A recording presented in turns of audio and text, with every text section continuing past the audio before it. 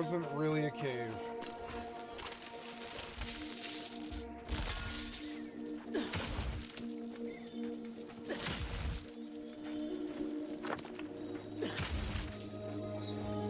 Stop, Urban. Nope.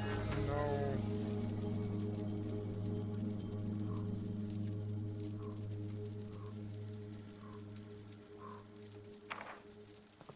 Well, I guess I'll travel overland and look for caves.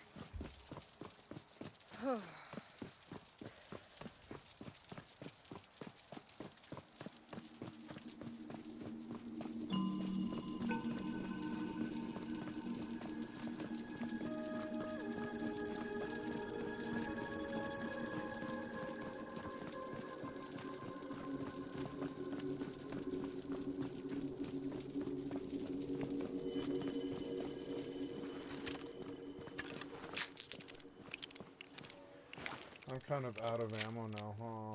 I need to use the revolver and the shotgun a lot more than the lightning rifle.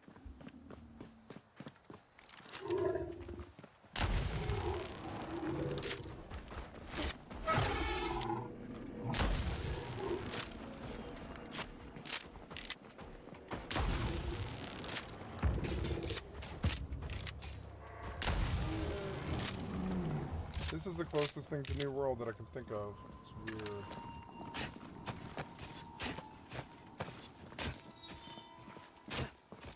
Elephas fabled me for whatever reason.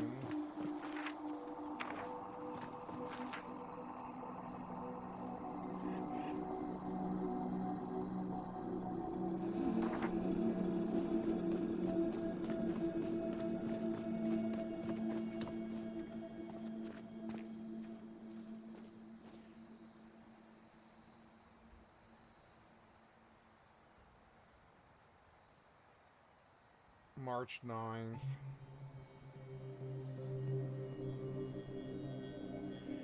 April 2nd. Oh, so in summer. So in the summer, ESO's getting a difficulty thing, so I don't need to worry about this right now.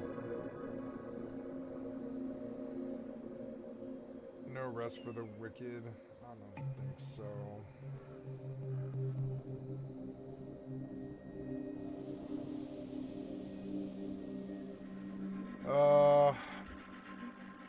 Philip DeFranco from 40 minutes ago.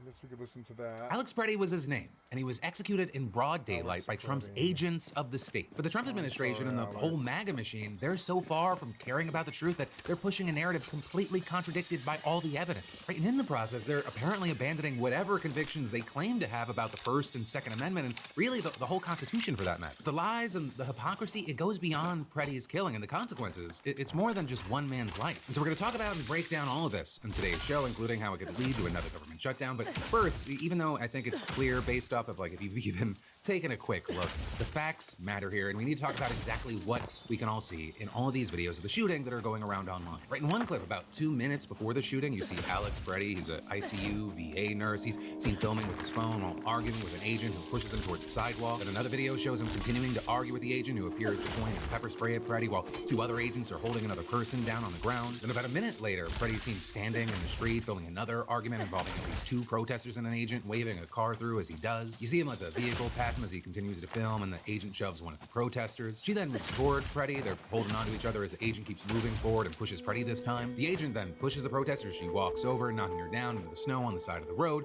Preddy then jumps between the protester and the agent pepper sprays. And a big thing to note is that Preddy's hands are clearly visible. He's holding his phone in one, and he puts the other up to try and protect himself from the pepper spray. Preddy also turns his back to the agent, who continues to deploy his pepper spray, with Preddy then appearing to try to help the person who is knocked down as she slips trying to get up. But then you see several other agents arriving to the scene. They grab Preddy, they hit him several times, they force him to the ground. And about 8 seconds after he's pinned, agents yell out that he has a gun, with one agent wearing a gray jacket whose hands had been empty, now removing himself out of the tangle with a gun in his hand, right, which has widely been reported to match the profile of the firearm that DHS later said belonged to Preddy. And then, as it appears that Preddy has been disarmed, all these agents are on top of him. Another agent pulls out his own firearm, aims at Preddy's back, and appears to fire one shot at close range, with him then appearing to continue firing at Preddy, who collapses, and a third agent unholsters a weapon, and both agents appear to fire additional shots into Preddy as he lies motionless. And in total, at least 10 shots. I don't want to see it. I've seen too much death this year. I've seen too much death in my life. That's the shit I be seeing at night. I don't want it. I don't want any more than I already got. Nicole was bad as it was. Or Renee Nicole good.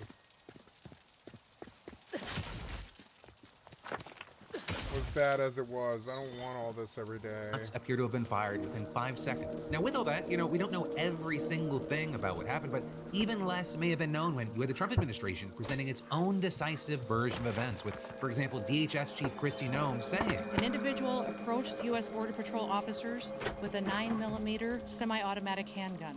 The officers attempted to disarm this individual, but the armed suspect reacted violently. Fearing for his life and for the lives of his fellow officers around him, an agent fired defensive shots. Medics were on the scene immediately and attempted to deliver medical aid to the subject, but he was pronounced dead at the scene. The suspect also had 2 magazines with ammunition in them that held dozens of rounds. He also had no ID.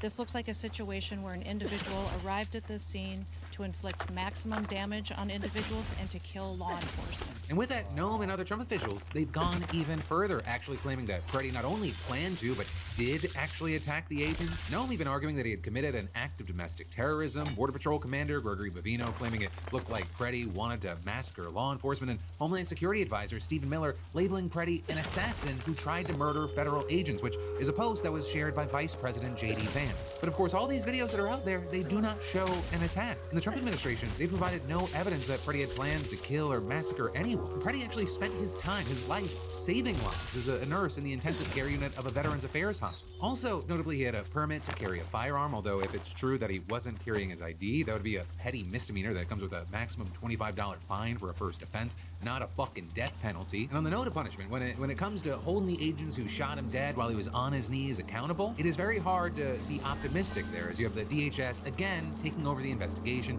blocking local investigators from reviewing evidence, just like they did with the killing of Renee Good. But I'll say notably, you did have a federal judge in Minnesota issuing a temporary restraining order barring federal officials from destroying or altering evidence in this case. So then with that, since they're not letting anyone else access the evidence, you've got to wonder how likely they are to comply. With that said, Trump may be wanting to try to cut down on the backlash with him, saying today that he's sending border czar Tom Homan to Minnesota and that he'll be working with Governor Tim Walz, who, according to Trump, called the White House to find some solution to the chaos happening in Minnesota right now. With Trump saying that Walz was very respectful and claiming they're on a similar wavelength, but even if Trump does walk it back, everything that's already been said, it's been shaping the way this story is being told on one side of the internet. So for example, you've got pro-Trump influencer Nick Sorter wrongly identifying Freddie, who was an American citizen, as an unauthorized immigrant. Also Jack Posobiec falsely describing Freddie as having run up on police and drawn a gun. And with that, you've got various accounts also sharing images from the shooting and claiming that they clearly show Freddie reaching for his gun, including some posting a screenshot where Freddie's hands behind his back. Notably, that is a fucking frame from after he got shot. It's his body reacting to multiple bullets. Some have also shared the close-up of the agent carrying what appeared to be Freddie's gun away from the scene to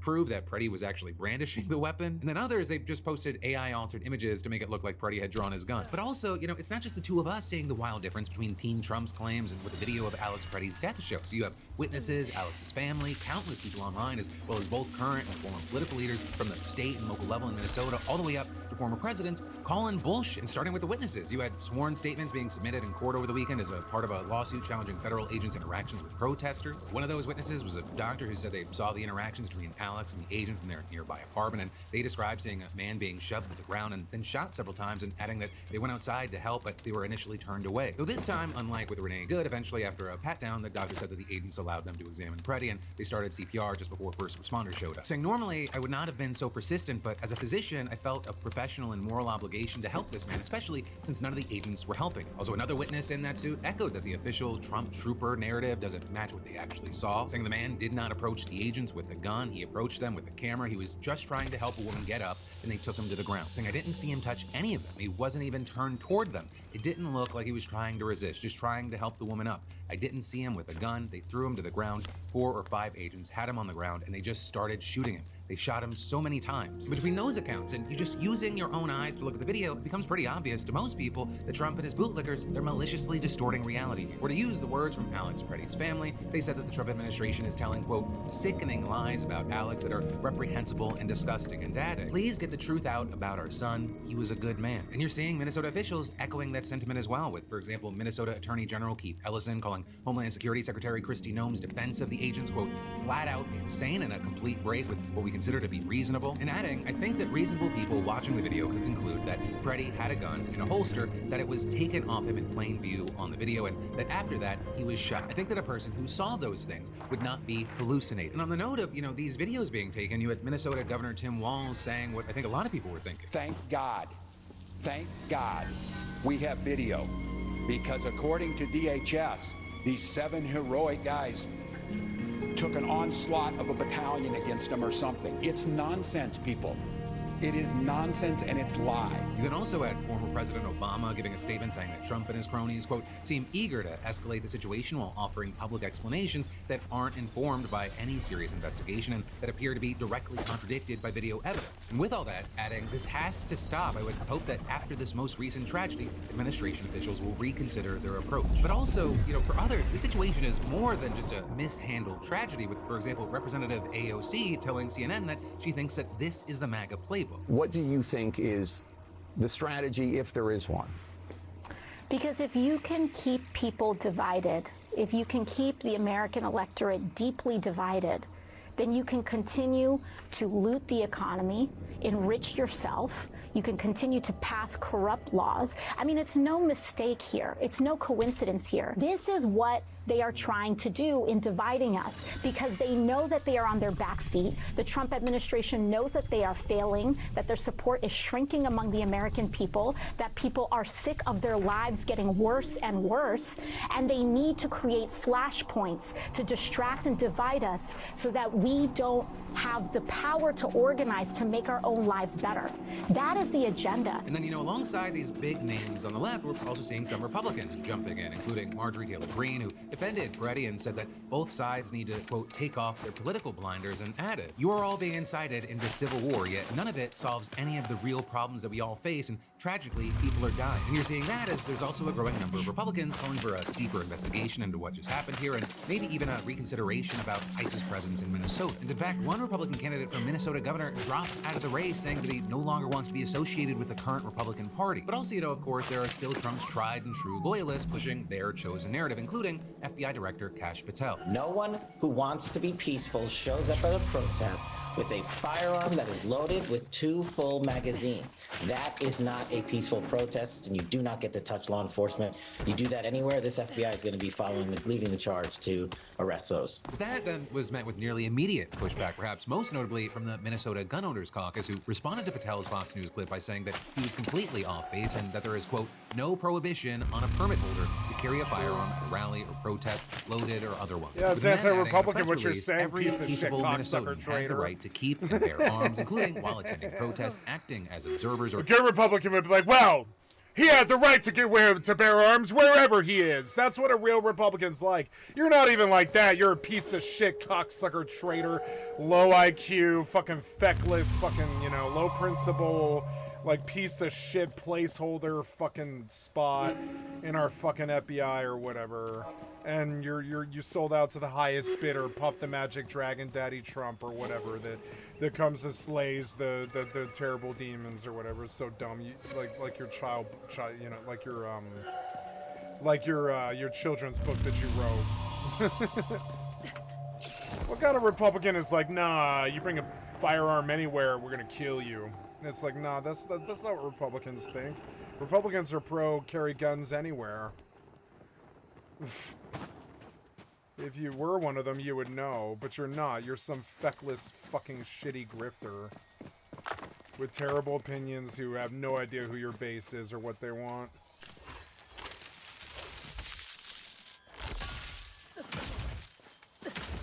You'll be gone soon, piece of worthless shit. It's obvious you'll be gone soon. The Republicans themselves will get rid of you if you irk them about handguns. That was copper.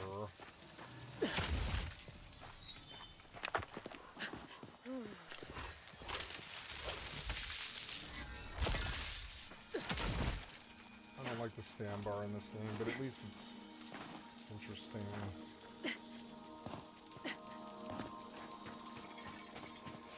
Can't find any caves. Well, getting a lot of copper and stone. I suppose I should just start traveling until I find caves, I guess.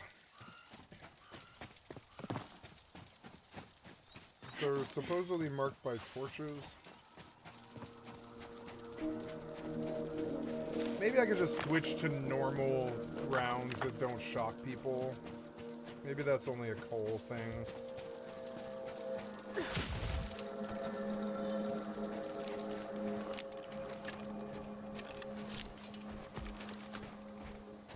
Alright, let's shoot you in the goddamn heart.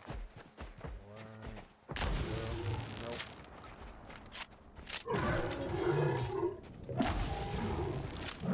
3,000's better. Just headshot him every time. And down he goes. Kate's like, I don't like you anymore. And I'm like, what? I needed elephant meat. Fuck you. Elephant meat is good. It's nice and fatty. Mmm, tastes like wheat or whatever the fuck they eat. Or grass, I mean. Oh, so I don't have to have the sickle. Like, I don't have to have it equipped, huh? Is that sort of the deal? I think I don't know. I like exploring the desert. Wait, there's something.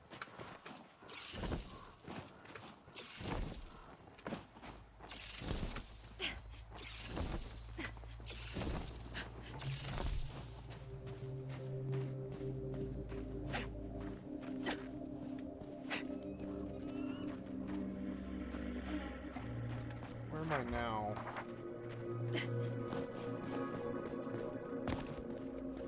Like this sandstone, I'm sure I'm gonna want it later, but I mean right now it just seems like a waste of time to stop. I would prefer to cover a lot of land and I know that the rocks are a part of the pebbles that you use. These things are worth hitting, the crystal. I'll always need that. For raw gem, I mean.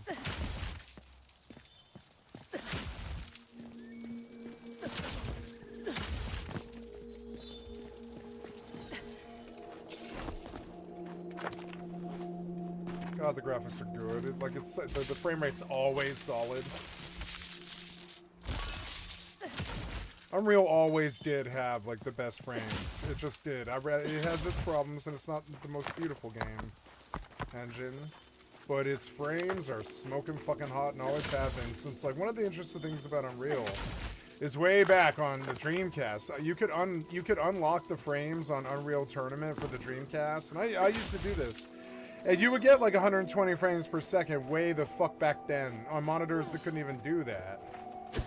It wasn't like that all the time. When there's action, it would slow down, but it was still fucking really good when you were just walking down a hallway. It was like 120 frames per second on a goddamn Dreamcast. I've seen it before.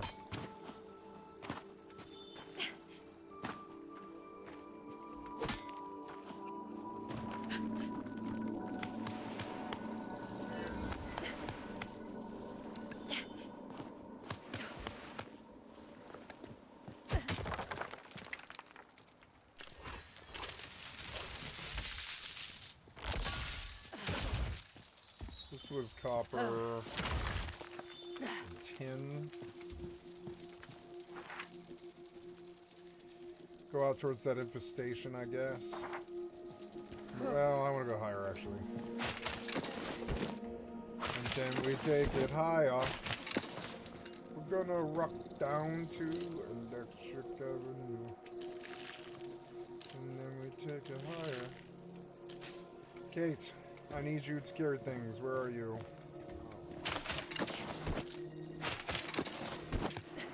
Kate, you're falling behind. Yes, you. I need you to carry things. Yes, you're like... it's all the same game, isn't it? This is basically Starfield.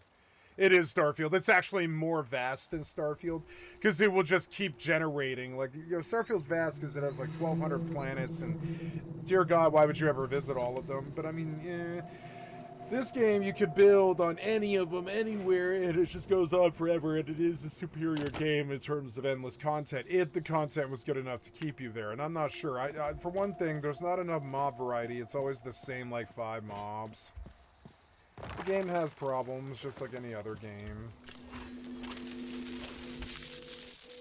Oh, I meant to give you stuff. Yeah.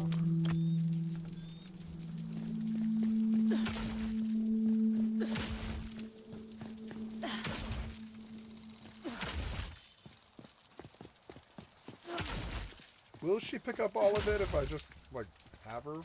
I think it's that she doesn't have a lot of stacks, but she'll carry endless, all the way up to, like, 10,000, I think. So it's actually better to let her carry it, I think. I don't know. Yeah, like, pick up all that stuff. Yeah. Is it, like, a 30-second buff, or is it a certain amount of swings, or is it, like, both?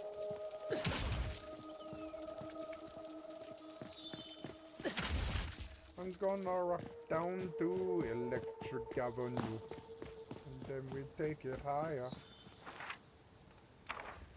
Okay, did you get all this? No, you like left it there, because you suck. You suck, Kate. At least you're there. Kind of. You're like an absent-minded 5-year-old.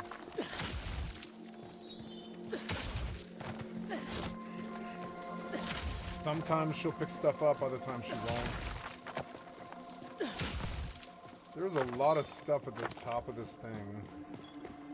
I guess I can always just dump it on her, I think now.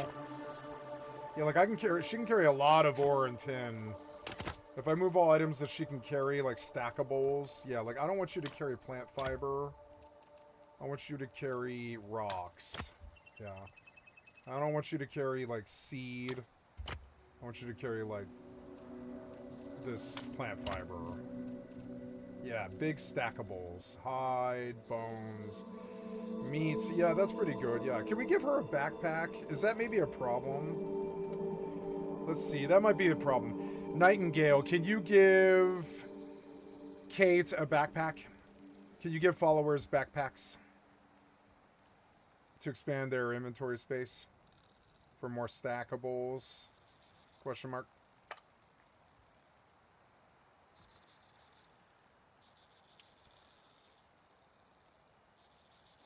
Yes, you can equip a backpack on a follower, but it does not increase your inventory slots. Wait versus slots. You can get that will not slow down if you're going to increase 20 inventory slots. For a minute, I'm going to provide bonus however, but doesn't expand your 20 seconds. One slot hackers can look for to steal the starting backpack from another crew to use. So if you remove the follower's backpack, it actually frees up that one specific slot. Okay, so the backpack itself is like a better backpack than what I... Well, it's not a better backpack, but it's... There's no reason to carry it. Okay, so the slot, I could use it for something else. Yeah, like wood, like a wood bundle. Yeah, that would be good. There we go. Yeah, Kate, be my like my crafting materials mule, and we go out farming trips and stuff. That'd be very fun. God, this game's beautiful. Look how fucking beautiful this game is, even in 2K. I can't imagine what it's like in 4K with 120 FPS.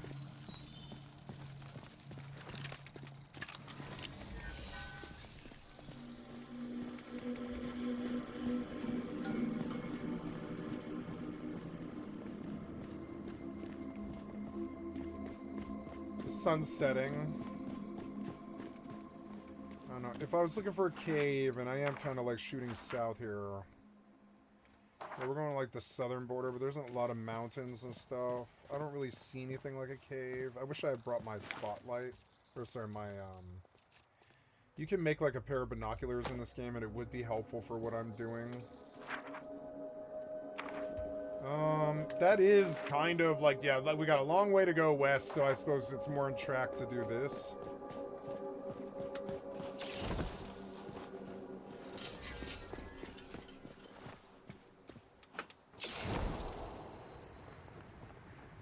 I'm gonna walk down to Electric Avenue. Ah! What? Where am I? Oh. Get me up there. Get me up there. Get me up there. Get me up there.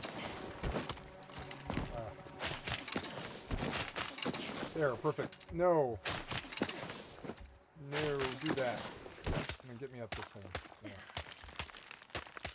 Get me up this thing. Don't drop me. No. I like the grappling hook. It's good. Even though it's crappy and third party kind of, it's still really good. It's like a genuinely good grapple hook. I think it gets better too. It gets like longer. Yeah, just climb this thing. Go. What's up here? Oh, this is the thing that I looted. Did I jump down from it? No, I guess there was just nothing up here. Alright, I think I'm gonna eat a pumpkin just to have more stam.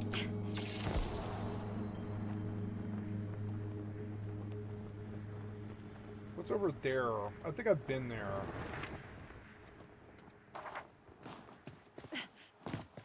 I like the desert umbrella-ing. It reminds me of having like a mini chopper and like a mini copter, but in a single player game.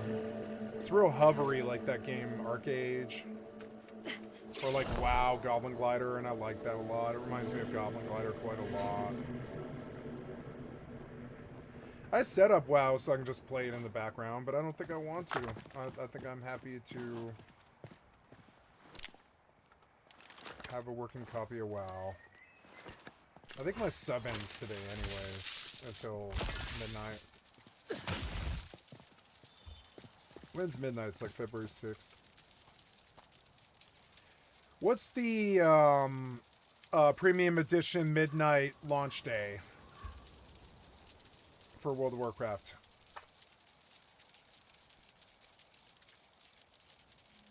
That's like 1 p.m. on the February 27th, March, April. Oh, Epic Edition early globals is 27th. Yeah. Oh wow, and I get like 5 days too, which is good. I would prefer to be ahead of the big curve. So 5 days on February 27th. That's in exactly 31 days. Shit, I didn't realize, but I've got a sub to WoW for February. I don't know. Or no, I don't know. Did I?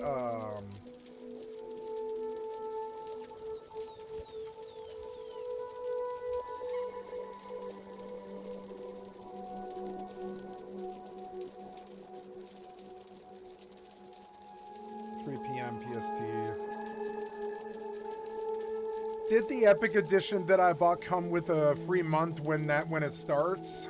Or did I already use the free month? Or is there a free month?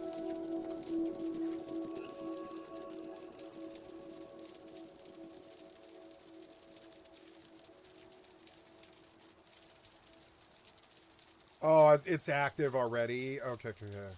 Okay, the moment the transaction is complete. Yeah, check into the, if you're gonna send me that, so. Okay. What is Trader's Tender for? Oh, so it's how many swings? It doesn't matter how long you have this buff, I guess? Huh.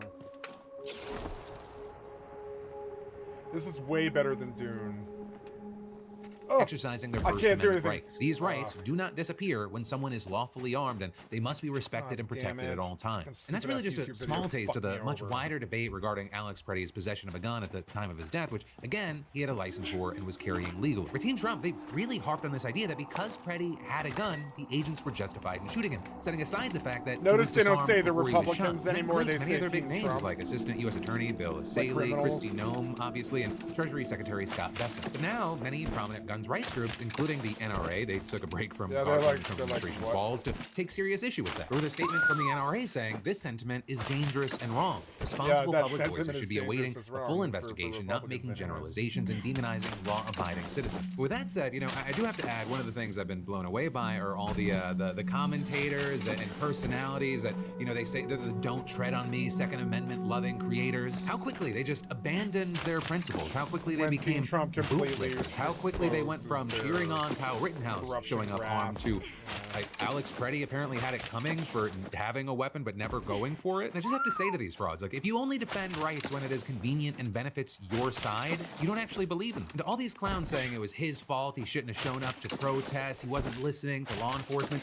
If not listening to law enforcement was a just reason to use deadly force, January 6th would have been a fucking bloodbath. Alex Preddy was murdered by a mob of government agents, Trump-sanctioned thugs executing an American in the street for having the audacity to use the First Amendment to film, and also legal carry. It's just a few things I wanted to add. And then there's more we're gonna dive into in just a minute, but first let me say, quick question, why does your phone bill still feel like a car payment in 2026? Right, and if you connect to that question, today's sponsor, Mint Mobile, it makes so much sense. I mean, they've rebuilt wireless to be simpler, online, and more reasonable. No stores, no sale counters, no awkward upsells. You sign up online and you're done. Right now, Mint's offering 50% off their unlimited plan, so you can lock in their lowest price ever, just $15 a month when you choose a 3, 6, or 12-month plan. All plans include unlimited talk and text on the nation's largest 5G network, plus free calling to Mexico, Canada, and the UK. Hotspots included too, up to 20 gigabytes on unlimited plans, which is a must when working remotely. What I like is the flexibility. You can pick the data that fits your life. 5 gigabytes, 15 gigabytes, 20 gigabytes, or unlimited. Switching is also fast. I like the Activated clouds. The minutes clouds eSIM are right well from your done. couch. It's simple, and honestly, the value compared to most bills is wild, and all plans come with a 7-day unconditional money-back guarantee. So stop letting your wireless bill break your bank. Get this new customer offer and pay just $15 a month for a 3, 6, or 12-month plan. That's 50% off an unlimited wireless plan at mintmobile.com/DeFranco. That's mintmobile.com/DeFranco, or just scan that QR code. And then, fun disclaimer time, limited time offer, upfront payment of $45 for 3 months, $90 for 6 months, or $180 for 12-month plan required, $15 a month equivalent, taxes and fees, extra initial plan term only, over 50 gigabytes may slow when network is busy, capable device required, availability, speed, and coverage varies, see mintmobile.com. But then, jumping back into the news and the fallout from Alex Preddy's shooting, it looks very likely that we're going to have another government shutdown because of this. Which, given the facts, it makes sense, but also it feels crazy because the last one was just a few months ago, and it was the longest ever in U.S. history, lasting 43 days. And if Democrats and Republicans, they do not reach a deal by midnight this Friday,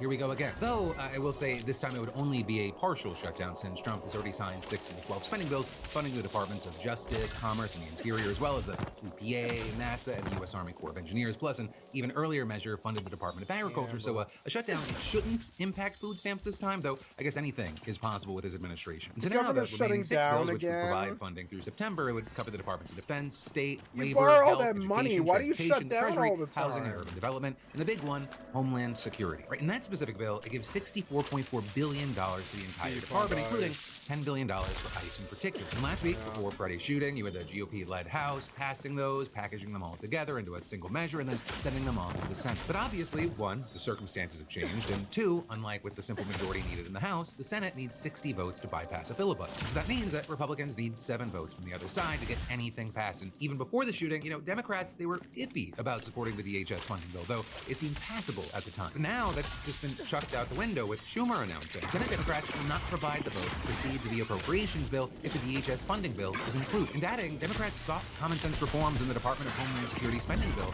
but because of Republicans' refusal to stand up to President Trump, the DHS bill is woefully inadequate to rein in the abuses of ICE. I will vote no. Within Democrats who are expected to vote for this bill now changing their minds, including Patty Murray, a key negotiator on the funding package, who wrote, "Federal agents cannot murder in broad daylight and face 0 consequences. I will not support the DHS bill as it stands." You then also had independent Angus King saying, "I hate shutdowns. I'm one of the people that helped negotiate the solution to the end of the last shutdown, but I can't vote for a bill that includes ICE funding under these circumstances." And the list of names that you're seeing backtrack here, they're notable because most of those names broke with the party that ended the last shutdown. And in the case of King and Cortez Masto in particular, when we refuse to pay for it, they'll be like, so it's pretty clear that the dam broke open this weekend, and there's been conflicting rumors about how Senate Republicans might respond. Or you with the New York Times reporting that they immediately began examining whether they could split off the DHS bill, negotiate it more, and pass everything else in the meantime. But also you have the Wall Street Journal reporting that actually they plan to stick with the current funding package rather than split it up. And all of that is you're seeing reports that Republicans in the White House have reached out to Democrats, but they have yet raised any realistic solution. But thanks to the snowstorm, the Senate's not scheduled to return to session until Tuesday, and Schumer reportedly told the party that the vote wouldn't come until Thursday. But then, even if the Senate does pass something, it'll have to go back to the House for approval if there's any changes. In that House, they're on recess for the whole week. So based off of everything that we're seeing, there's very likely going to be a partial shutdown, though how long of a partial shutdown is an open question. Right, but then, a big thing with this is, while many of the government services that I mentioned before might shutter, the one that almost certainly won't. I think you can build crude bullets with crude ammo, crude gunpowder. That doesn't require coal. We'll go see.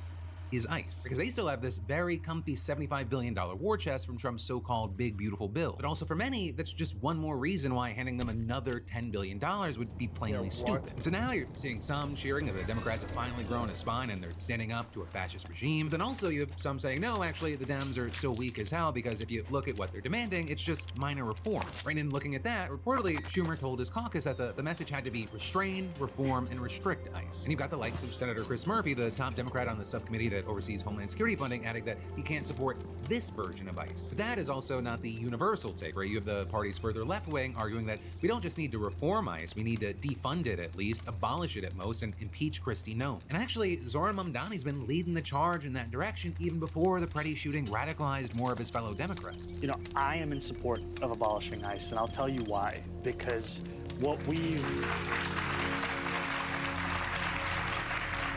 see is an entity that has no interest in fulfilling its stated reason to exist. We're seeing a government agency that is supposed to be enforcing some kind of immigration law, but instead what it's doing is terrorizing people no matter their immigration status, no matter the facts of the law, no matter the facts of the case. But you also have those from the moderate wing arguing that obviously abolishing ICE is a non-starter for negotiation with Republicans. We're saying that if you want to meaningfully rein the agency in, you've got to meet up halfway, and if we just refuse to fund it no matter what, then it'll just keep doing what it's been doing. But then also in this back and forth, you're seeing you have people arguing that the concessions made by Republicans so far have been very, very small, and that is also assuming that the administration even follows the law, right? And so, for example, in the current version of the DHS funding bill, you've got stuff like de-escalation training, but critics say that assumes that the problem is poor training and not deliberate malignance, right? And with that, you have people pointing to, yes, the Alex Preddy shooting, you see all the agents on top of him, but also, from another camera angle, as these Trump troopers are just shooting Alex Preddy while he's on the ground, you have one clapping like a fascist seal. Also in the current version of this bill, there's the added authority for the agency's inspector general to investigate disputed accounts of ICE activities, but that also doesn't mean anyone's actually going to be held accountable. And then there's $20 million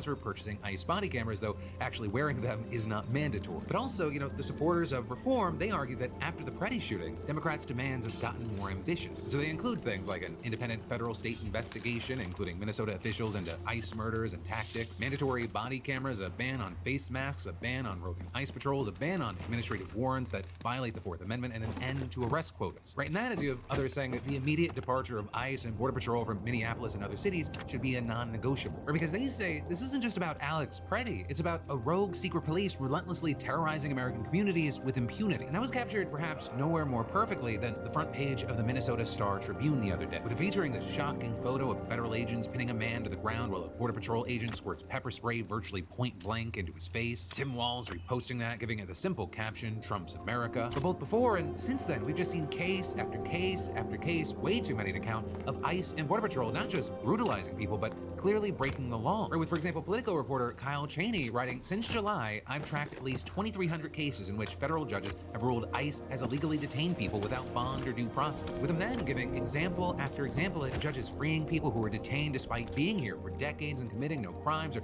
having active refugee status, or having court orders explicitly barring ICE from doing so, or having chronic illnesses, or taking care of infants, and on and on. And one judge, he slammed the administration for what he called an undeniable move to defy court orders, or at least to stretch the legal process to the breaking point in an attempt to deny non-citizens their due process rights. Right, but easily one of the most high-profile recent cases is that of Liam Ramos, the 5-year-old Minnesota boy who was allegedly used as bait to lure his family out of their home and then sent to Texas. And actually on Saturday, the family detention facility where he's apparently still being held erupted in total chaos, with this incident reportedly starting when the guards abruptly ordered the attorneys to leave, but as one walked toward his car, he says that he heard what sounded to be the collective roar of hundreds of children, all shouting high-pitched and urgent. And then he says that they came streaming from the dorms behind a chain-link fence and they chanted "Libertad" and "Let us out." And he claims that when the kids heard about the general strike and other protests on Friday, they wanted to join in, so that's what they did. The day after the Renee Good shooting, ICE shut off the internet at the facility without explanation. Now we know the reason why. With some also pointing out that the detainees appear to be wearing color-coded jackets. Oh wait, I have enough gunpowder, Nazi Germany, though we're isn't fine. clear whether that's true. But also, regardless, the attorney says that day-to-day conditions inside the facility, they're horrible, saying that the drinking water is putrid and often undrinkable, and that meals have contained bugs drugs, dirt, and debris. With one mom who's being held there telling the AP, the message we want to send is for them to treat us with dignity and according to the law. We're immigrants with children, not criminals. So then also with this, we should talk about how, as people are trying to talk about everything that's happening on social media, you're also seeing claims that TikTok is censoring content about ICE, Minneapolis, and Alex Preddy. There are people saying that when they've tried to post about it, they get no views or the content stays under review instead of getting uploaded. And that's also something I can confirm that's what happened with us as well. But for their part, you've got TikTok claiming that they've been dealing with a power outage that's impacting their services, including their algorithm. And with that, you've got some reports noting that people posting any kind of content, no matter the subject, they've been dealing with outages and glitches as well. But still, you have many, including politicians, taking these censorship claims seriously because it comes the same weekend that TikTok announced new U.S. ownership of the app. And people, they're already skeptical of these companies and their ties to Trump. Right under the newly announced U.S. joint venture, the three new managing investors include the private equity fund Silver Lake, tech company Oracle, and investment firm MGX, which each hold a 15% share, and ByteDance still gets to hold on to a share of just under 20%. Also, as for how security concerns are being addressed, U.S. user data will now be stored in Oracle's user cloud, and the algorithm will also be retrained, tested, and updated based on U.S. user data, and algorithm recommendations will again be secured by Oracle. And so with all that, you have TikTok saying that this new deal will, quote, safeguard the U.S. content ecosystem through robust trust and safety policies and content moderation. But many people, they're not thrilled to hear that these companies have any say in the content moderation on the app. Right? Because among other things, Oracle, as you may know, is co-founded by Trump ally Larry Ellison, who's lobbied for the president. And his son David Ellison is the new CEO of Paramount Skydance, which is now overseeing CBS News' rightward shift, becoming essentially Fox News Light. And so many, they're afraid that the Ellisons are going to do to TikTok what they did to CBS, or maybe what Elon Musk did to Twitter. But also, that's not even where the Trump ties end. I understand why it's getting so much attention, but the MGX firm, right, that has a 15% stake, it's UAE based, and they've done deals with the Trump crypto business. And with all this, you have Trump giving himself major credit for this deal, saying that he's happy to have helped save TikTok, and adding, it will now be owned by a group of great American patriots and investors, the biggest in the world, and will be an important voice. Along with other factors, it was responsible for my doing so well with the youth vote in the 2024 presidential election. I only hope that long into the future, I will be remembered by those who use and love TikTok. And I mean, yeah, he will probably be remembered by TikTok users, but also that's not necessarily a good thing. Where the why people are remembered, that usually matters too. And with that, you had a Georgetown professor saying, this deal allows for, quote, more theoretical room for one side's views to get a greater airing. And adding, my worry all along is that we may have traded fears of foreign propaganda for the reality of domestic propaganda. And if you look into some corners of TikTok, people share those concerns. It will safeguard the U.S. content ecosystem through robust trust and safety policies and content moderation. I don't think that we're scared enough. For this to happen right now is really, really bad. Now, also, I should note there was other outrage regarding the app over the weekend regarding its new privacy policy. There was many thinking that it's now tracking immigration status, but also it doesn't appear quite like it sounds. And I'll explain, right? So the policy, it says that the app can collect sensitive personal information like sexual life or sexual orientation, status as transgender or non-binary, citizenship, or immigration status. So you have tons of people saying they're going to be deleting the app because of this and that it's gone way too far. But here's a big thing with that. A version of that was already in TikTok's policies before the United States ownership was announced, and it's not new to the U.S. deal. And you've got outlets like TechCrunch explaining that this language is primarily there to comply with state privacy laws like California's Consumer Privacy Act. And because TikTok collects data from user content, you technically have to discuss that information yourself, either in a video or a comment for it to be processed by TikTok. And the app, it just legally has to tell you that it's processing that in accordance with the law. So it is nothing super new, but it is, again, understandable that it's raised so many red flags for so many people in this political climate, especially as there are also other actual policy changes in these new terms. So for example, TikTok expanded some of its capabilities for targeted advertising and precise location tracking for people whose settings enable this. And in general, it feels like, there's just a lot going on with TikTok right now, and it's going to be very interesting to see how this handoff works. As far as my personal take, I don't trust it, but I also don't trust any of the other social media companies. None of them are on our side. Like, I wouldn't make a list of best social media companies. I would make a list of least worst, which is also why, whether you're a consumer or a creator, I constantly recommend that people follow and create for every platform in any way they can get information out. Because you really never know if any of these platforms are going to push the psycho button like we saw with Elon Musk and Twitter. Like, if you're not expecting X feeds to look drastically different near the midterms, you're crazy. And so that's why, one, yes, I constantly recommend people, follow me on all these social media platforms right here, but also text me at 813-213-4423 to jump on the text line, and go to the Daily Dip website and get your daily emails, especially as you're openly seeing all these billionaire CEOs of these platforms kind of just like bending the knee to Trump, giving him money. And whether it's this video or anything I post, again, you can go to the description and find all my things everywhere. With that, my friends, you beautiful bastards, is where your Monday Philip DeFranco show dive into the news is going to end. Thank you for watching, thank you for subscribing, and I'll see you right back here tomorrow.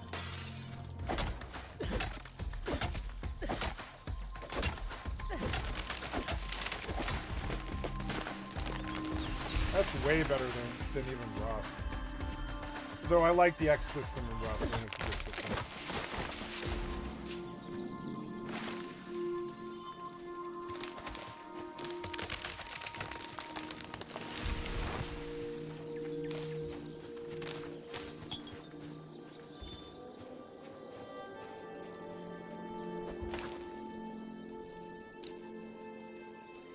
I put my sickle away and I forgot to get it back out again. Well, at least Kate's got one. Will you chop this thing? Probably not, huh? She chops the trees, but she doesn't pick up the loot.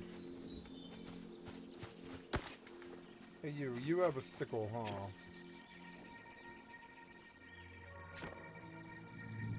Maybe I should just have her equip a mining pick and then she'll just mine everything around me. Then I don't have to. I don't know. Yeah, like right now she chops a lot of trees, but we don't really need lots of trees. Yeah, what if I make you carry... Well, no, she has an axe pick. That she'll mine. So... I want to flip you out with my mining pick, I guess. Because there's not much else I can do. That was a Holt Bloom. Is there more? Yeah, so do I do anything? No, it's just like chop. I don't like that. There's just not enough bars in this game. But I mean, I suppose this is probably a really good material for alchemical potions, probably. If I want potions, I'll farm them. I've got to drop one of my guns, I guess, because I'm carrying too big of a loadout. And I have to decide. I think the shotgun and the 6-shooter... No, the 6-shooter... I'll have to let the 6-shooter go. Which is frankly sad. I wonder if I can give it to her. No, then she won't use an axe pick.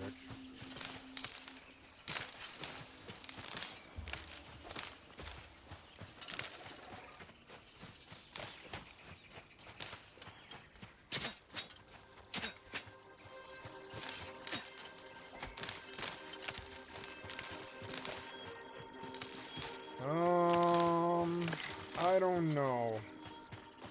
Yeah, carrying this around is no good. I think maybe I better go drop my pistol and put a sickle on my bar,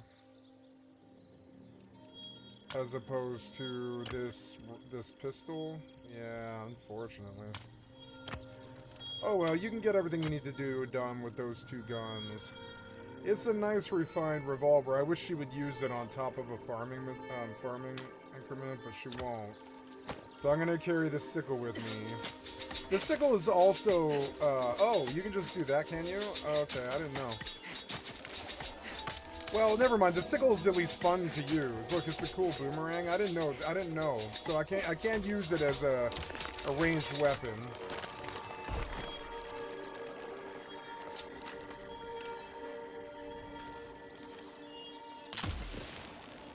God damn it. Reload.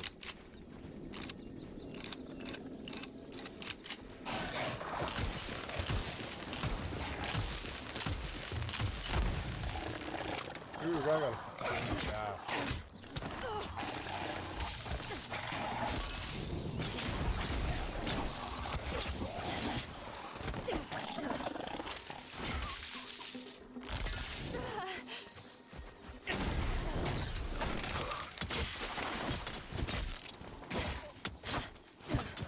It was awesome how the tree went down. Combat tree, combat tree. I love this game, actually. It is so fun to play. I need the dagger where I can reach it because I use it a lot, which is so annoying. How about dagger on 2? No, it's got to be like that, which is so annoying. Maybe the 5 key. Yeah, we'll make the 5 and 6. Yeah, because I don't use the sickle a lot. Yeah.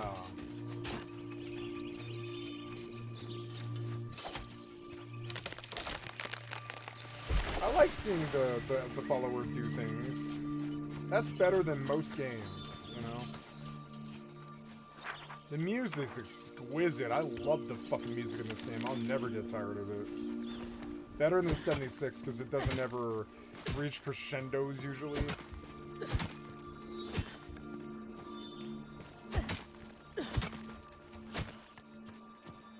Shimmering or this is oops head off of yeah.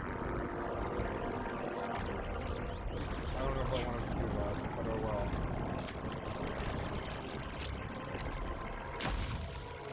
Almost got go for this. It's out already.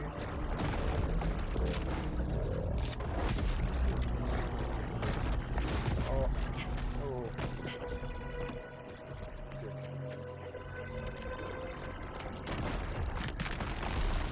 God damn it, the timing is just terrible.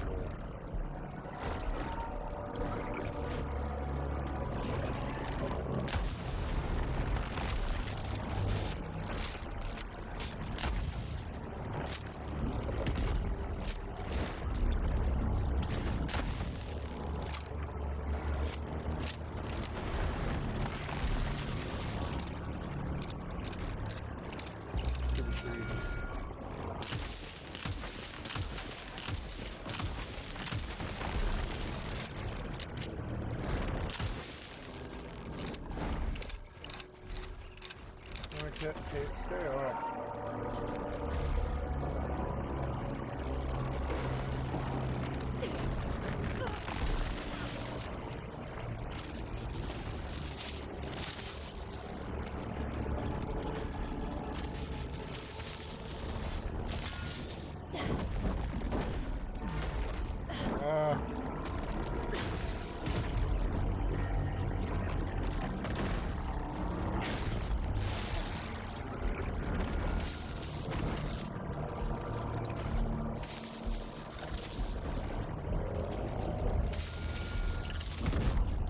Get me up, Kate. Are you down?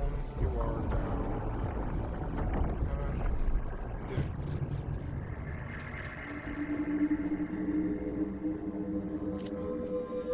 And now we're hella far away.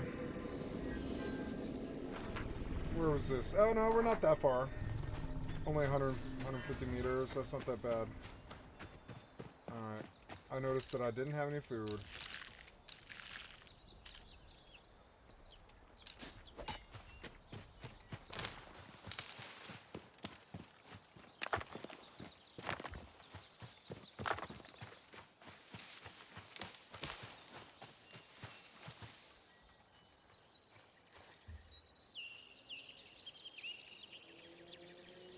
High Guard. So High Guard has been out for a few hours now. People have been waiting with bated breath to see how this game would perform, given the unusual circumstances surrounding it. The fact that it was announced at the Game Awards as the big finale, only for that to be like a huge marketing mistake, because we're talking about a brand new IP from a brand new studio tackling something that is hero shooter-esque, and for that to be the big finale kind of turned a lot of people off. And then the game kind of just went radio silent for the duration of its marketing campaign, except for like 3 days prior to its launch. That's when we start to see some activity. And today, the game has finally launched, and we're starting to see finally a lot of activity on social media, trying to explain the game, what it is. There's this video right here titled High Guard Official Launch Showcase that kind of walks you through the entire gameplay loop of this game, and it is essentially described as a PvP raid shooter, taking inspiration from survival games and the way you like raid other people's bases, but in like a fast-paced first-person shooter format that also has aspects of like Overwatch. You know, it has hero shooter elements. It's got some elements of like Battle Royale in the way there's like item pickups and equipment pickups to upgrade your character. It's also got aspects of like Rainbow Six Siege with that attacker-defender gameplay loop. There's definitely some inspiration taken from like the MOBA genre and titles like Counter-Strike and Valorant. But which one are you? Where you have to like plant and defuse bombs as one of the methods to take down enemy bases. And you know, you can tell where all of its individual components were taken from, but it's all combined in a way that tries to aim for a different kind of gameplay loop and gameplay experience. And we're here to analyze in this video how it's all been going so far. Now, do note that the game's only been out for a couple hours, and so the real test will be over the course of like a week or a month even. That's when we can get like a really full picture. But I will say that within the first few hours of the game's launch, it's been a little rough. Now, on one hand, when it comes to like peak concurrent players on Steam, it's not doing so bad. Clearly, this game garnered a lot of attention, especially due to the unusual circumstances surrounding it and the fact that people were covering that unusual circumstance, covering the fact that the game has gone radio silent, covering the fact that it was a mistake to announce it at the Game Awards as like the big finale of that showcase.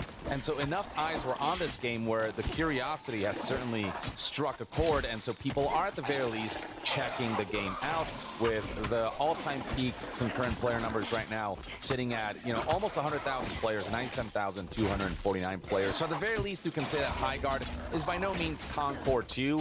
Concord was just such a disaster when it comes to how few people played it. Like, we're talking about a game that launched like, what, like roughly 2,500 players as the all-time peak concurrent player number on Steam. Whereas with Highguard, at the very least, people are curious enough that we're seeing like decent numbers at launch. And it helps that Highguard is actually a free-to-play game, whereas Concord was a game you had to pay for.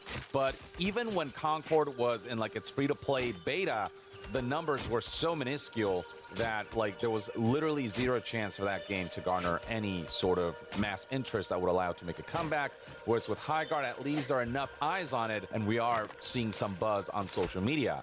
Now, not all of the buzz right now is entirely positive, and just because a game starts with like decent peak concurrent player numbers doesn't mean that, especially for a free-to-play live service like Highguard, it'll be maintained over the long term. Recall that Multiverses peaked at, you know, over 150,000 players, and it did fairly well at launch, but then like as people engaged with the game and realized there's not much else to it, it eventually like dipped and died off. And so, you know, we can't rule out that possibility for Highguard. Again, I think a better picture will present itself once we wait like a week to a month to really gauge where the game's at after some time has passed, after that initial glow you get from playing a new game kind of passes, whether there's a game that keeps bringing people back over the course of, you know, like a long-term time period. But in terms of initial reception, the fact that the game has opened to overwhelmingly negative reviews is not particularly confidence-inspiring. 17% from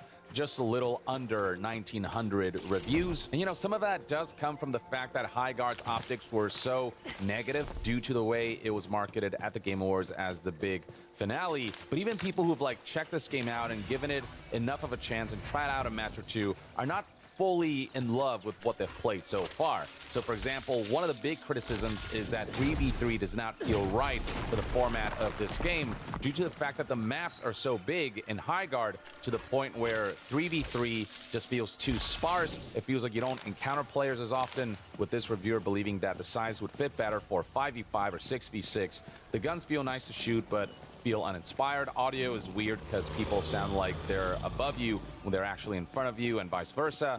The game needs serious work in order to be what it was hyped up to be. And people are saying similar things where not all of the thought processes and considerations surrounding the game design feel appropriate. And then people are also highlighting a lot of technical issues, with people either having to wait a long time to enter matches due to long queues, and when they do enter matches, they're reporting a lot of bugs and issues and getting kicked out, and also performance issues is something that people have been discussing through these Steam reviews. And I will say that I myself have tried to play the game and check it out, but currently it's proving to be impossible, because right now when I try to get into the game, even when I just try to play through the tutorial, the game boots me before I have a chance to play anything. This has been my experience for the last, you know, like 30 minutes or so. So let me show you right here. You can see that you have to play the tutorial before you can engage with its other modes. So I click on it and I hit play, and you'll see that it'll find a match, and eventually it will. But once it does, what happens is I get taken to the loading screen, as you'll see right here. And then I'll just get booted out. Watch. God, the frames are good. This has been my experience with Highguard for the last, 30 minutes, like the last hour. Like, I wanted to at least play a match before making this video, but I'm not capable of doing so. And looking through social media, I'm not the only one experiencing these issues. A lot of people are reporting that they're having trouble just like playing the game at all. So technical mishaps at launch, definitely not helping optics surrounding Highguard. And that's the risk you take when you don't do like a beta test, when you don't allow people to check the title out prior to launch to work out the kinks. You know, the game is out fully. It is not advertised as a beta, and so people will treat it as such. And so that's not painting a great picture surrounding the title. On social media right now, you can see that people have been experiencing all kinds of technical issues like long queue times and error messages saying that there are not enough players, which means that a lot of players are having trouble connecting to the game, as well as errors like this one saying that there's an online error, your connection to Highguard has been lost. A lot of server issues that are associated with games that, you know, have an influx of players. But even for the people who managed to get in on social media, you'll find folks saying that 3v3 was a weird choice when the game, given the size of the maps, feels that it should at least be 6v6. Aspects of its upgrade system already being criticized, with Paul Tassi saying like the looting part of Highguard, that's akin to like Battle Royales, seems like everyone just gets the exact same quality upgrades each round with a tiny bit of exploring, so it sort of cancels out. I don't really get it. It doesn't feel necessarily like Apex. Paul Tassi also spoke about the 3v3 nature of the game and the map, saying that traversing with horses makes it more tenable to have 3v3 instead of 6v6, but the problem is 95% of the fighting will be in the bases, so it might as well just be sort of a normal diffuse mode, but with extra steps. Other folks are not impressed by the game, are saying things like Highguard looks like every hero shooter-esque game I've seen in the last 10 years. It sort of feels like Realm Royale / Paladins, but in 2026. Not for me, but maybe people will enjoy it. And just searching through what social media like reception has been surrounding Highguard, you'll find that a lot of it is not like particularly very enthusiastic. One of the top comments here reads, Highguard feels in every aspect like a fan-made mode off of a pre-existing larger game. It's completely safe, inoffensive, and lacks a single shred of identity. The shiny ArtStation portfolio end result of an entropic, self-consuming industry. Here's someone else bullet pointing some of the issues that they had with the game, and it's a lot of these same issues that plenty of people are expressing, saying that, you know, just on a technical level, the game is rough at launch with constant crashes and bad optimization. And then from a game design standpoint, this individual feels as though 3v3 raids feel absolutely boring. The game really needed a mode with more players. And finally, endless, not enough players messages when queuing, so more technical issues that prevent people from even playing the game. Now, that's not to say that there isn't some positive reception out there, with people appreciating that Highguard does try to like reinvent the wheel a little bit, where yeah, they take components from all these other games, but they mix it all up together in this concoction that tries for something new, this like PvP raid thing that they're going for, this genre that does feel like a different take on some traditional gameplay loops or traditional gameplay elements.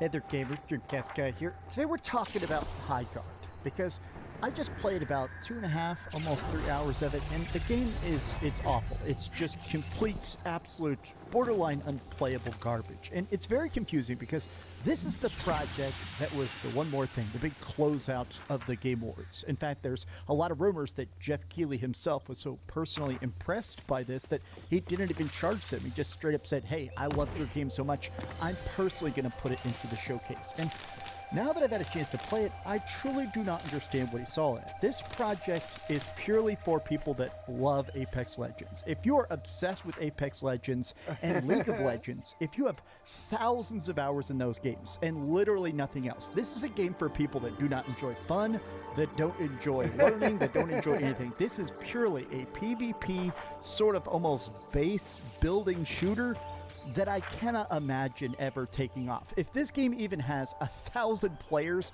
in a week, I will genuinely be shocked. But let's talk about this free-to-play mess and why no amount of roadmaps and cool character art is ever going to save it.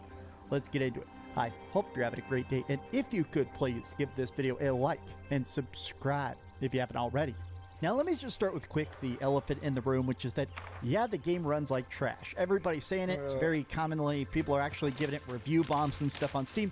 the game runs terrible. This is medium graphics on a high-end PC, and it's still just barely runs. So if it looks like it's running at like 50 FPS, well, I'm sorry about that. Also, the servers keep crashing. The game itself, even though it only has like 100,000 players, for some reason the servers are constantly going down. In fact, entire lobbies continue to not even be able to populate. But let's talk about the weirdest parts about this game, because this project is so bafflingly bad. I almost want to dissect how poorly they made it. But let's talk about how it works. So High Guard is a 3v3 shooter in a bafflingly massive map. This is a game where you're literally in a huge, empty, giant, like the size of an Apex Legends style map, but with only 3 other people. So because of it, even finding fights is actually a bit of a struggle. So in High Guard, there's 3 separate phases to each of these like roughly 30-minute long rounds. There's the defensive stage. When you first drop into the map, you're building up your own base. There's an enemy base and there's your base. And you get a chance to like board up windows, to put up like defensive barriers, to hammer nails over the doors. This doesn't really do anything. Honestly, breaking down doors, breaking down everything is so easy. Everybody starts with a rocket launcher. Almost everybody's special abilities pretty much just delete all nearby defensive items. So the defense stage, completely useless. But then we move into the shield breaker stage. Basically, every 3 or 4 minutes, there's this giant magic sword that spawns on the map. The goal is to get to it, kill the enemy team, take it, and run it to the enemy base, sort of like a giant flag, and kick off the final phase, which is the raid phase. But we're going to talk about that in a second. So during this like 3 to 4 minute of downtime, this is when you're supposed to essentially find items. There's a lot of boxes, random loot crates all over the place, very much like Apex Legends. The big box, if it's blue, it's got defensive items, you know, shields, barriers, recharges. Whereas if it's a red box, it's weapons. Now, each round you survive, if you don't manage to take out the enemy base on the first attempt, it resets. In this different style of flow, I think this is by far the weirdest part. You're constantly trying to scrounge across the map, That's the boss. finding better items, basically doing this like melee, punching crystals, going to the shop, buying items, but each of the rounds, each attempt to destroy the enemy base, there's like a low threshold. You can get blue items the first round, you get purple items the second round, and orange items, the strongest on the third round. But because everybody is powering up at the exact same pace, there really isn't a point to the powering up. If everybody has blue items, if everybody has blue armor, if everybody's got blue sniper rifles, everybody's doing the exact same damage. Like, the whole point of the crates in Apex Legends is that you can get lucky. You can find a random super good scope or a nice customization. It's not just, hey, this looks cool, it's, hey, there's that addictive randomization. Whereas this, it's all scripted. There's not really that thrill of, yay, I'm going to hunt. It feels much more mechanical, much more soulless, right? Oh, I managed to break a bunch of crystals and buy that next cool, basically mandatory upgrade. It doesn't feel like there's any sort of like cool methodology. It feels sort of like League of Legends, that there's like these dedicated builds you have to do. But let's talk about that raid phase. So the final phase is if you manage to get the shield breaker to their base, or they get it to your base, you basically break through their giant force field barrier around their base. And your goal is to break some generators and then destroy the final crystal.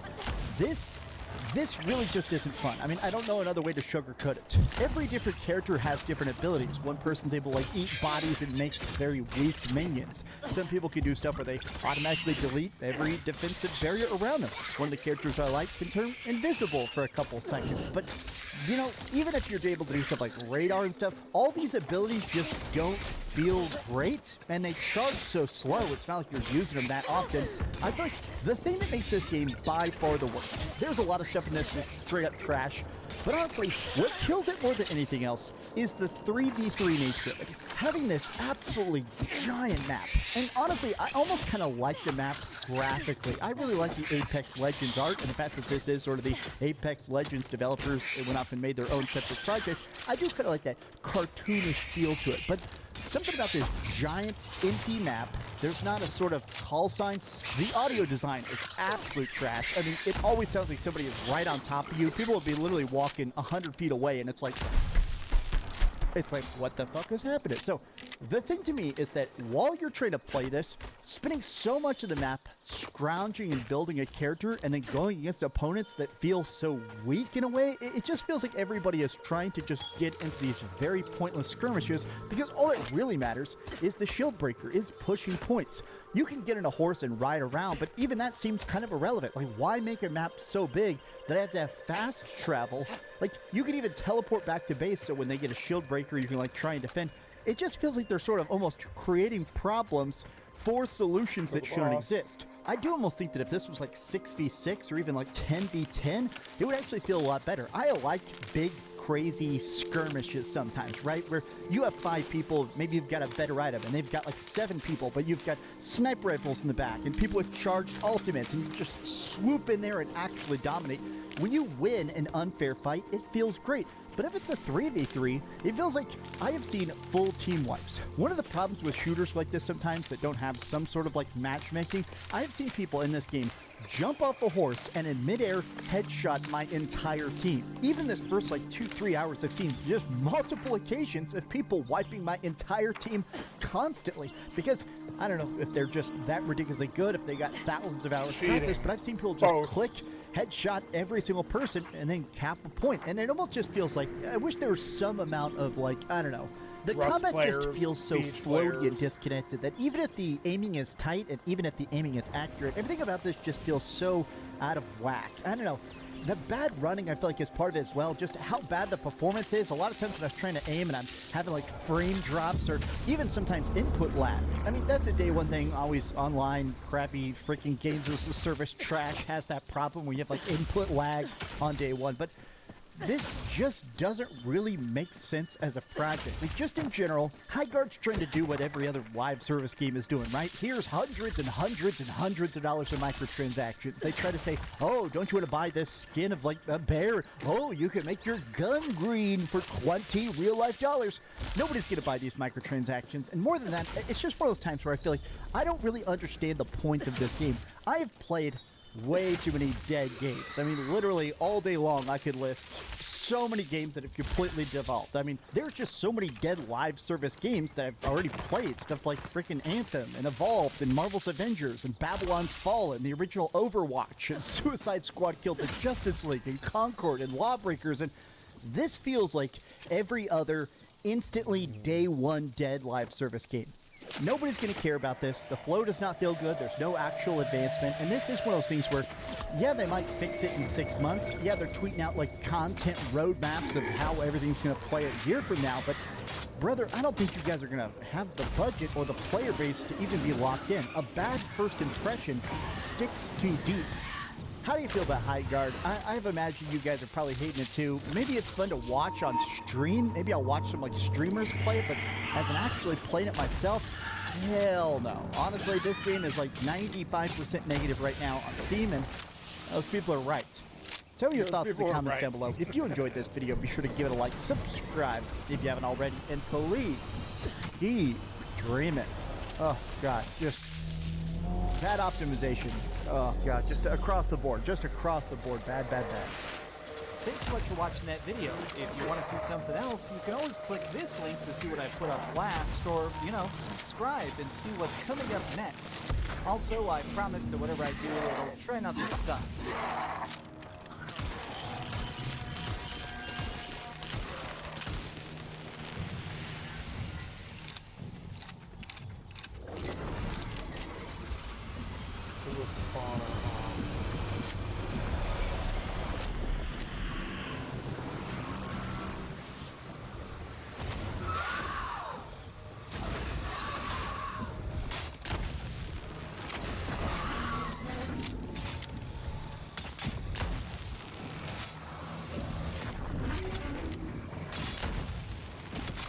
What was that?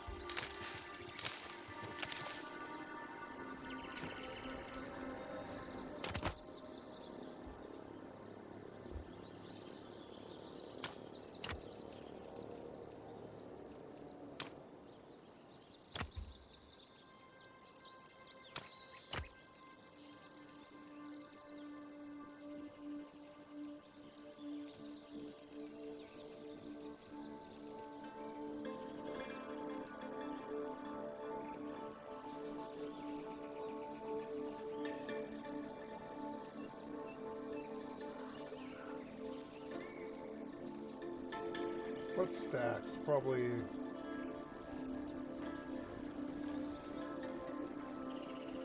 chitin.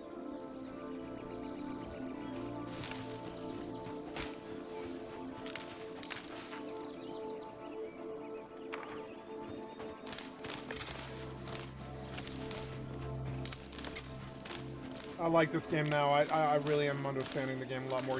Once you have enough, you can just spawn a new biome at your base with completely random, like new procedurally generated roads and monuments.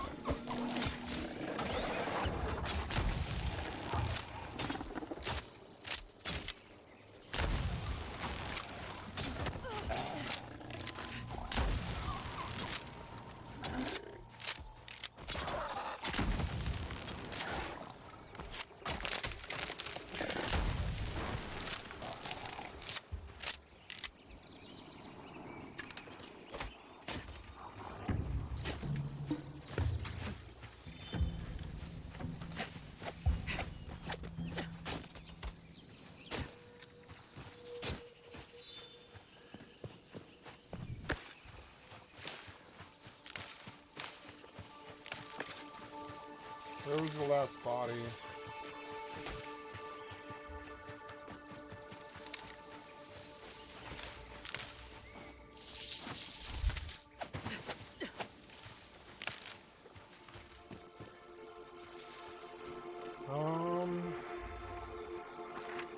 So we know there's something over there.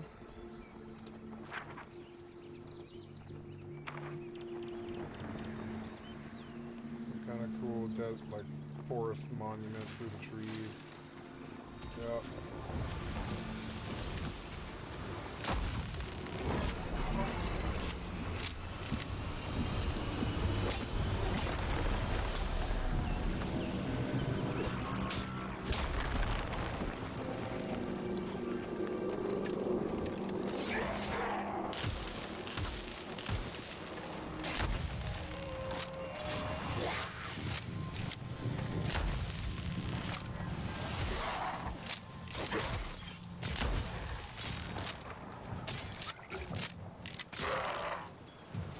Shot him in the head, I did. It was a nice side shot. Ah!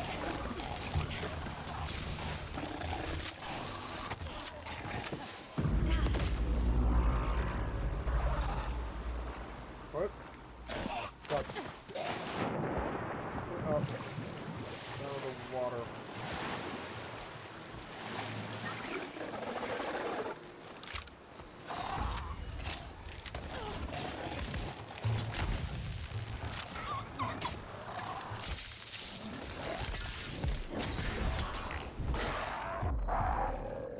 Get me up, get me up, get me up. No, how did you die here, Kate?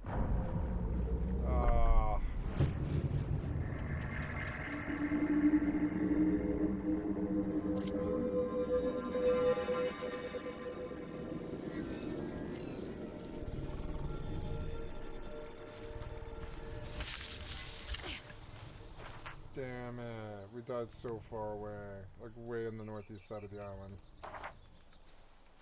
I suppose I could climb up that thing and fly back where we were, probably pretty quickly. If there isn't like hordes of mobs in here. No, it's serving as a jump off point, which is good. I see the design of it and I appreciate it. The graphics are fucking beautiful. They have kind of a No Man's Sky procedural quality to them, but they're still beautiful.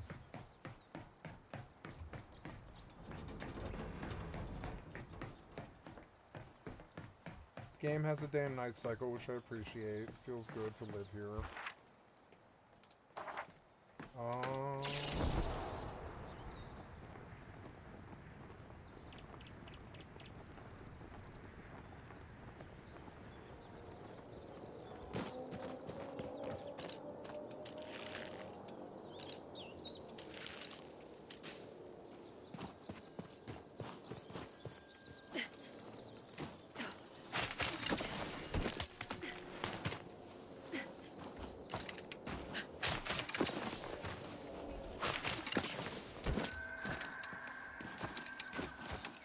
about this, but I could just do this.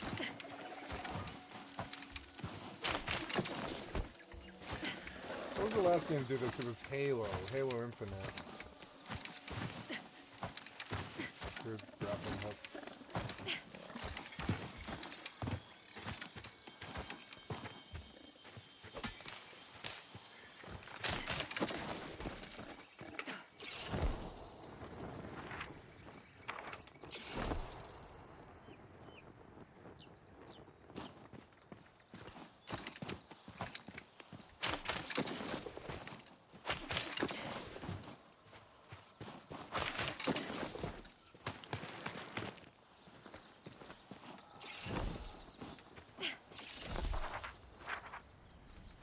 Yeah, it was like a 5-minute run, but at least we're almost back.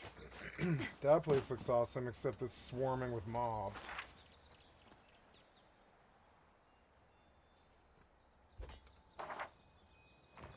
No, I didn't really... I should have gone back. I'm gonna go back. I see now that there's good content on the northeast side of this thing, so I'm just gonna... Oh, did you go to the Respites or the Ways? Concord 2.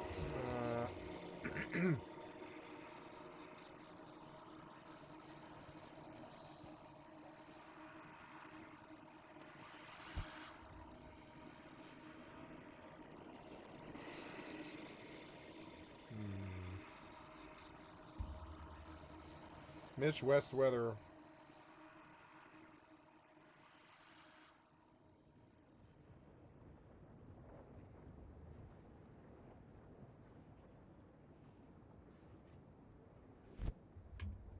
I have to pee. They're going to start killing ICE agents. Oh my god.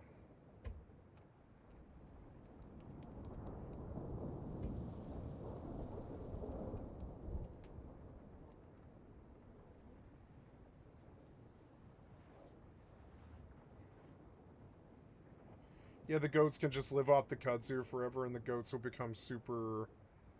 like super animals.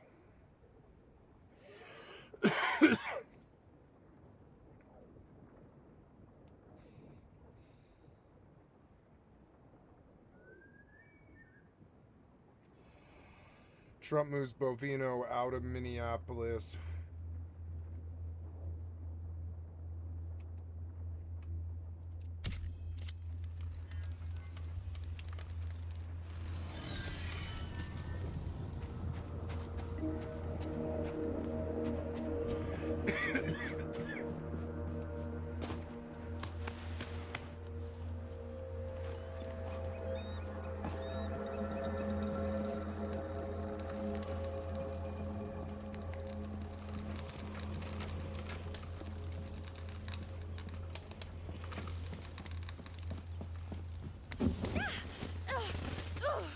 What the hell is this? Oh, it's another crew portal. I already put down another portal. Oh, wow, okay. Well...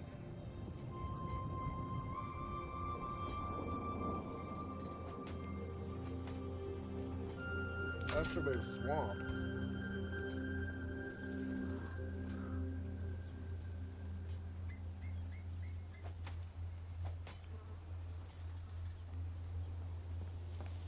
Oh, I'm in Welkin's Reach. Well,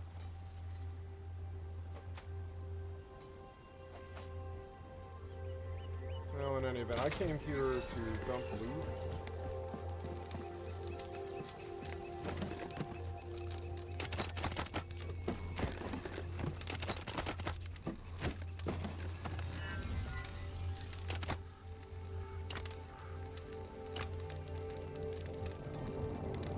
Dumps my pistol. No more lightning revolver cartridges, only lightning rifle cartridges and buckshot cartridge. So I can fit all my tools. Gotta repair all. I tossed a bunch of grenades. I need to figure out the grenade physics. Oh, that's all you do. There's 6 of them and you just spam H, that's all? Okay, I didn't realize. Try again.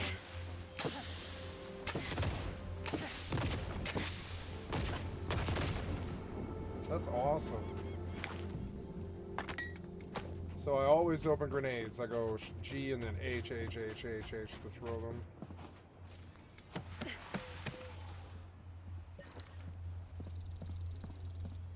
I could do a rooftop thing. Don't really like that. I don't know. It does look cool though. The tetrad map post. Did they not build these because we don't have certain materials that I have to make? Is that kind of the thing? They need etched ingot, etched ingot, oil.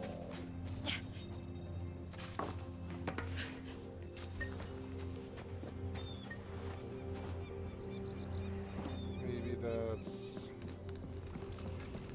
How can you make oil? There's a water bottle. What's a water bottle? Wait, a water bottle? Yeah, crap.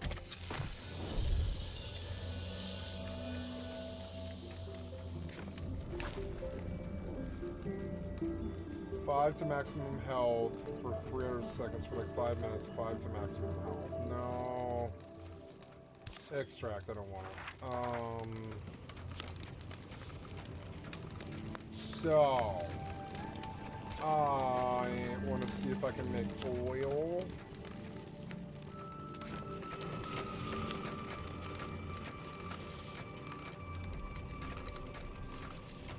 Summon Swarm. Cool, you can dot something with Summon Swarm. Yeah, maybe I'm kind of tired of the axe. Fire axe. I don't know, I like the fire axe in the way it looks. Crude gunpowder, a lot of it. I need oil. Use some oil. Oil.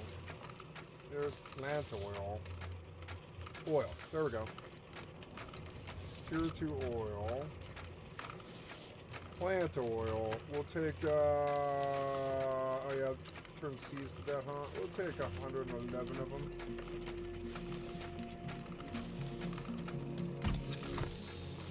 That'll take an hour.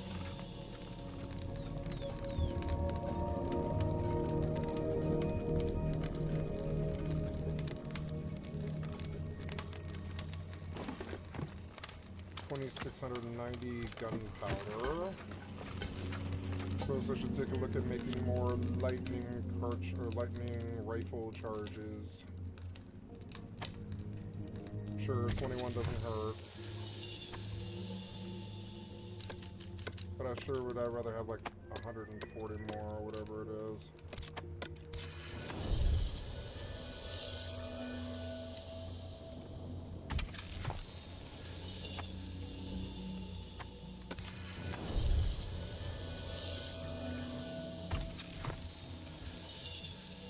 Well, in any event, that's a little bit more cartridges. I'm doing okay. Kate, where are you, Kate? Are you empty?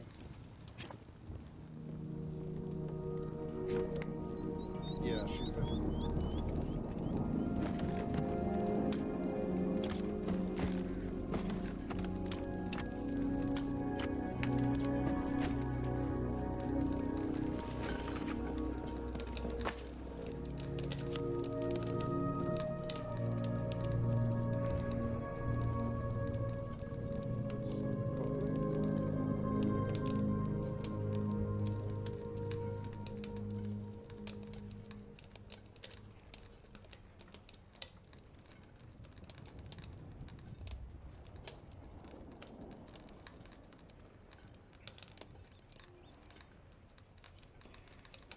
Yes, a spyglass, but do I want it to take up a slot?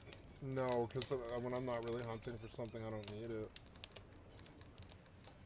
There's a throwing knife sheath. That might be pretty good. I haven't messed with that yet. Beautiful. Let's rest till the next day.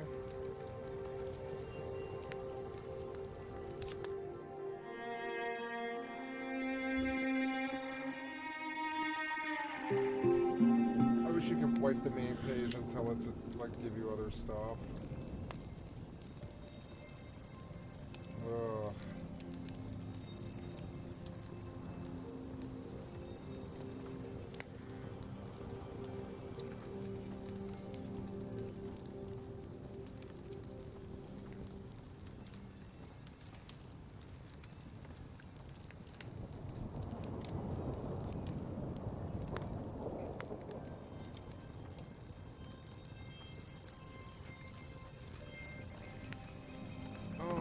have to charge my headphones. Damn it.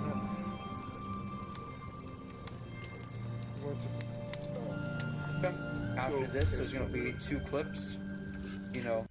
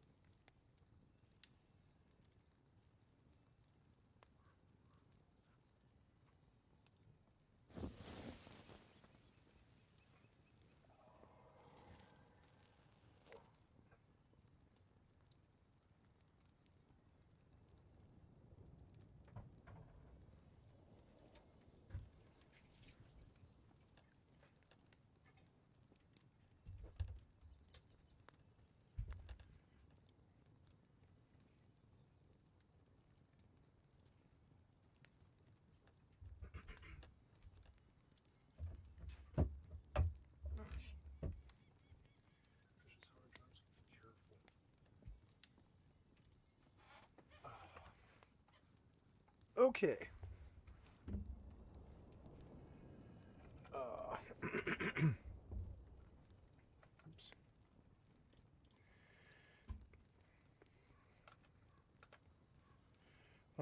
Headphones have to charge. I guess I'll use my other headphones for now since I have my watch on. There we go. Yeah, and that'll work.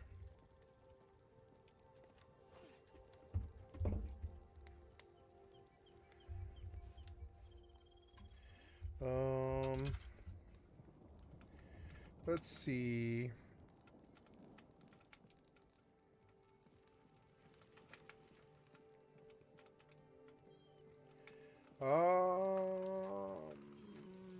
Gotta change the sound.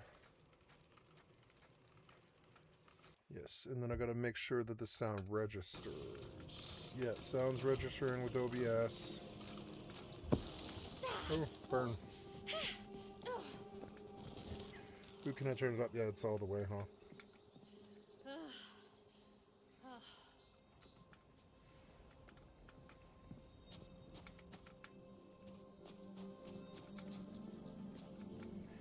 Been playing a lot of this game. I believe I will switch to a different game now. Did a lot of work on Nightingale.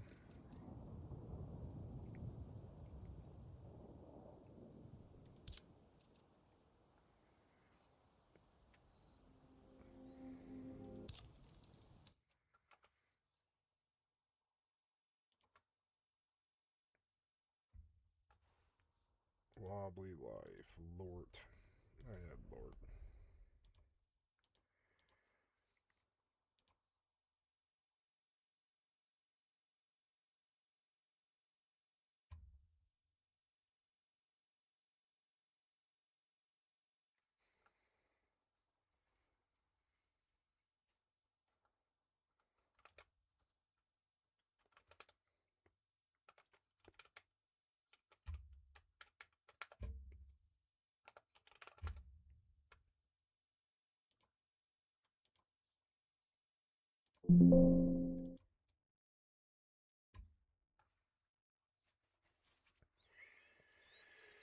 Then I will load some Starfield and I will go and watch something. Nothing's jumping out at me.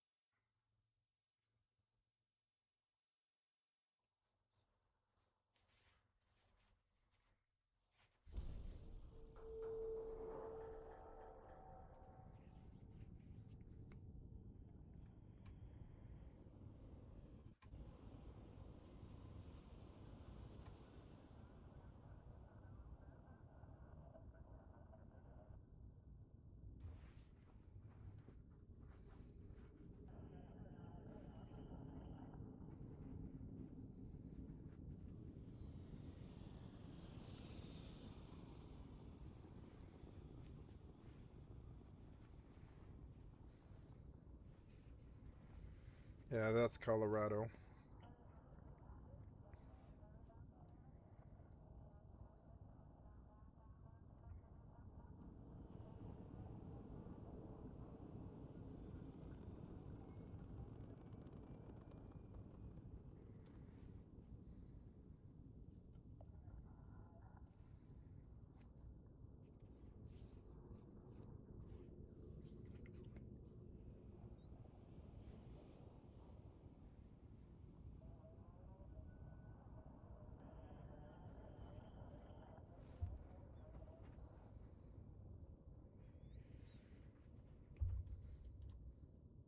The date, June 15th, 1960. The location, the very small town of Copperell, Texas. It was a typical beautiful summer evening. Skies were clear and the temperature was a comfortable 70 degrees Fahrenheit.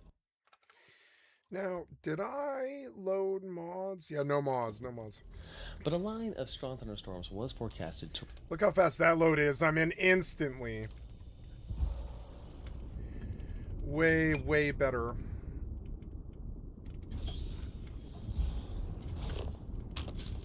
I have no idea what I'm doing, but I'm in. I guess I'm out.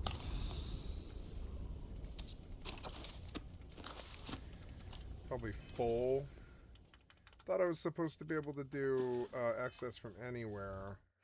No. I don't know.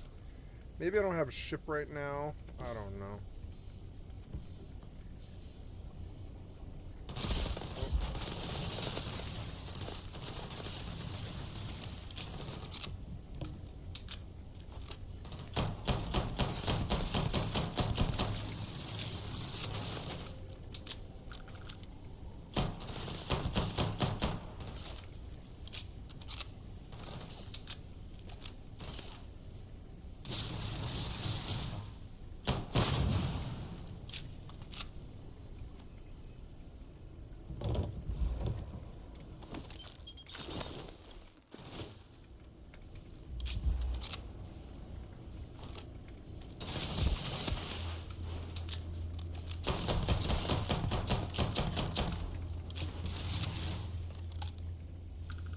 Where'd he go? Did he jump? That son of a bitch.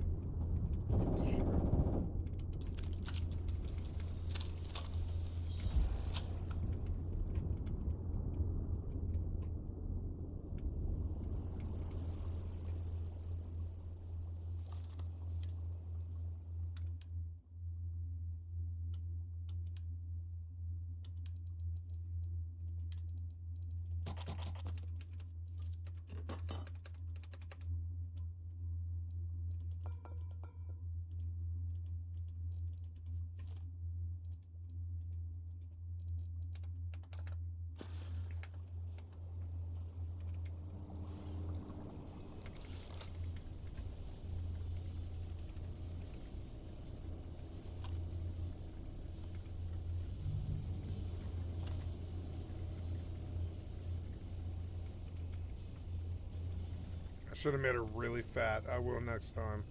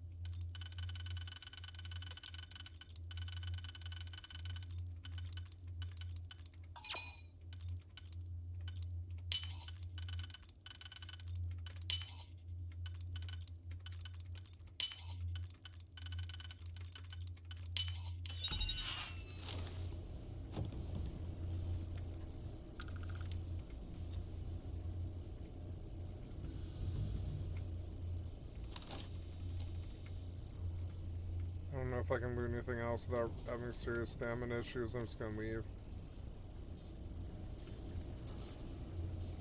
Did I get the corpses? There's another maelstrom, and now I'm over encumbered.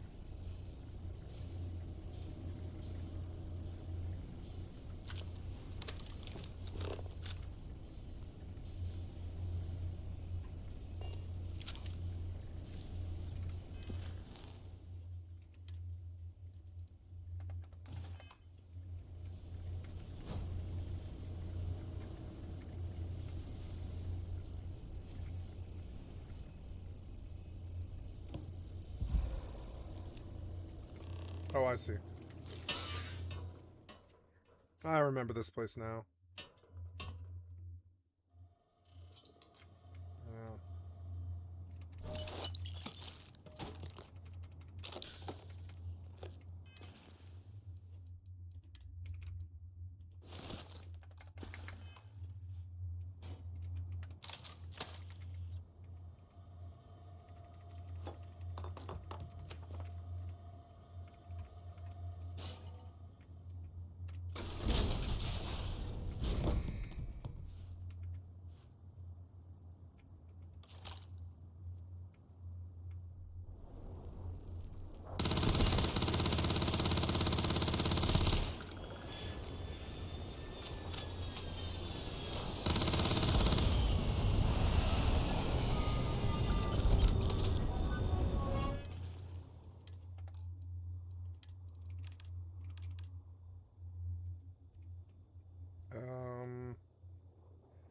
I don't remember how to sort. There we go.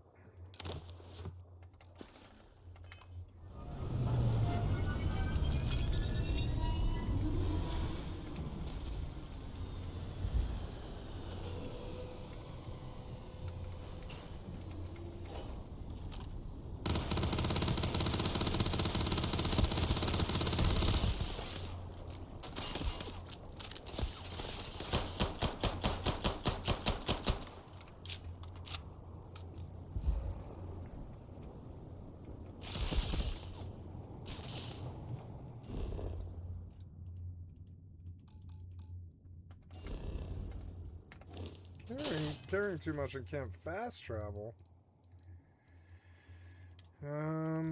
Alright. Just drop the lower...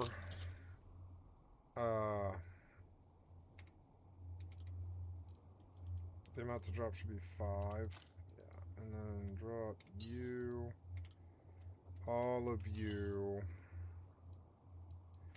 I have 7 maelstroms, and that's just far too many. Yeah, and now we should be okay. Alright, take me out of here. Yeah, I'll show them now. I don't care about them, they're just a waste of ammo that I don't have. Okay, one small step. Let's turn on the music. Audio. Music.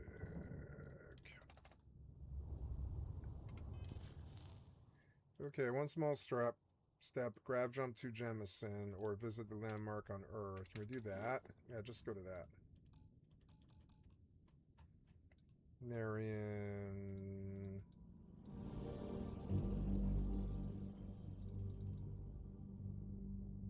I don't know. We could do that, but it's not really important. It would be nice to get all the objectives done as we get them. But yeah, right. That's not going to happen, is it? No. Now we just follow the flow of the game. So they're like, they want me to go to Jennison to the lodge, so I guess I will. Because I'm full.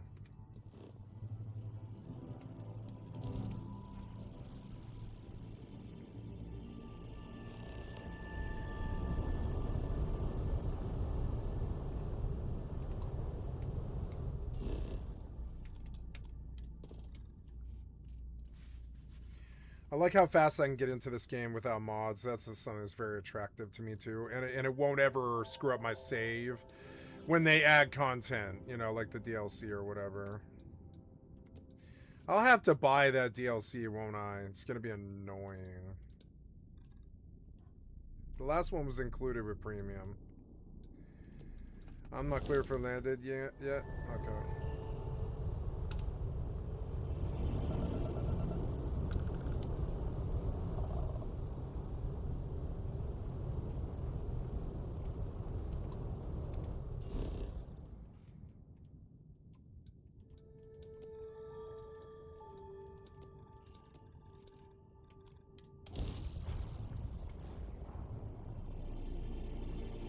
Roll in through the middle of the night. This was not something that was unusual. Central Texas and much of the plains in general encounter nocturnal thunderstorms all the time during the summer. So nobody in town needed to update the thunderstorm.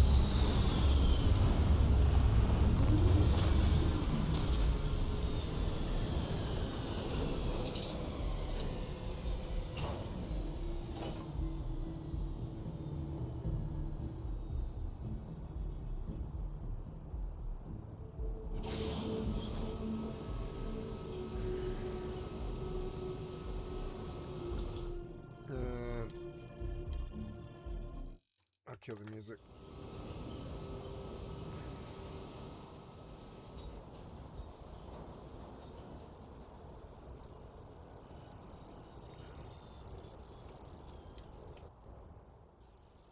With no mods, it loads so much faster.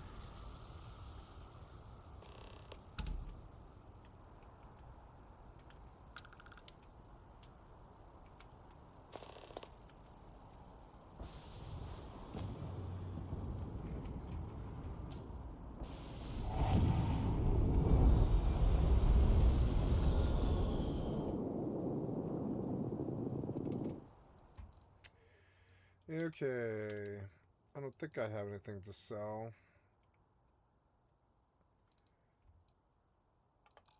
Wait, I don't have the modified Grendel saved or whatever. There we go. Modified Grendel should be on 5,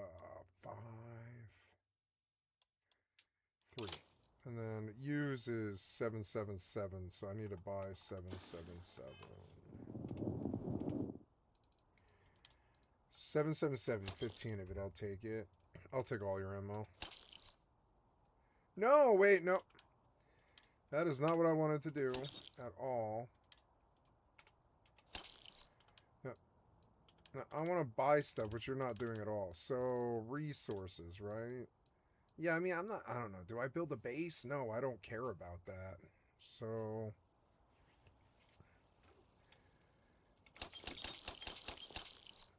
Aid.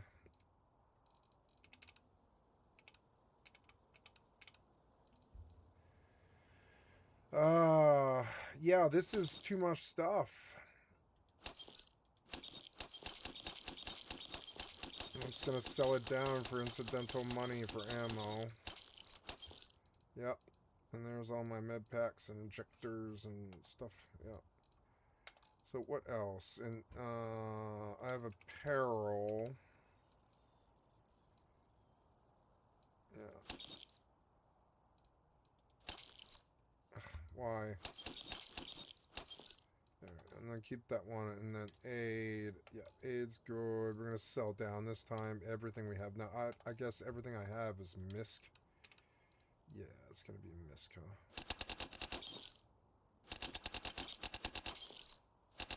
Just don't sell the Digipix. Okay, now our weight is down again. I thought my weight was supposed to be massively changed. Oh, the settings weren't set.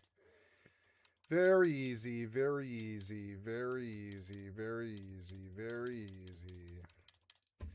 Ammo weight is off. Carry weight capacity should be greatly increased. This should be anywhere. Vendor credit should be greatly increased. Medical item healing should be more. Food healing should be less, because I don't care about, like, none. Yep. And then sleep healing should be full restore. Sustenance.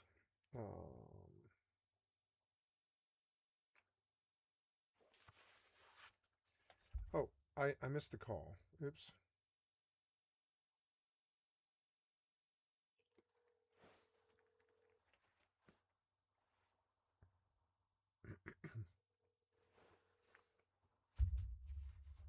Hey. Yeah, I missed the call. I don't know how I did. I'm sorry about that. I had the phone on my chest. I don't know. Maybe the ringer's off. I'll check, and I'm sorry about that. I realized just now.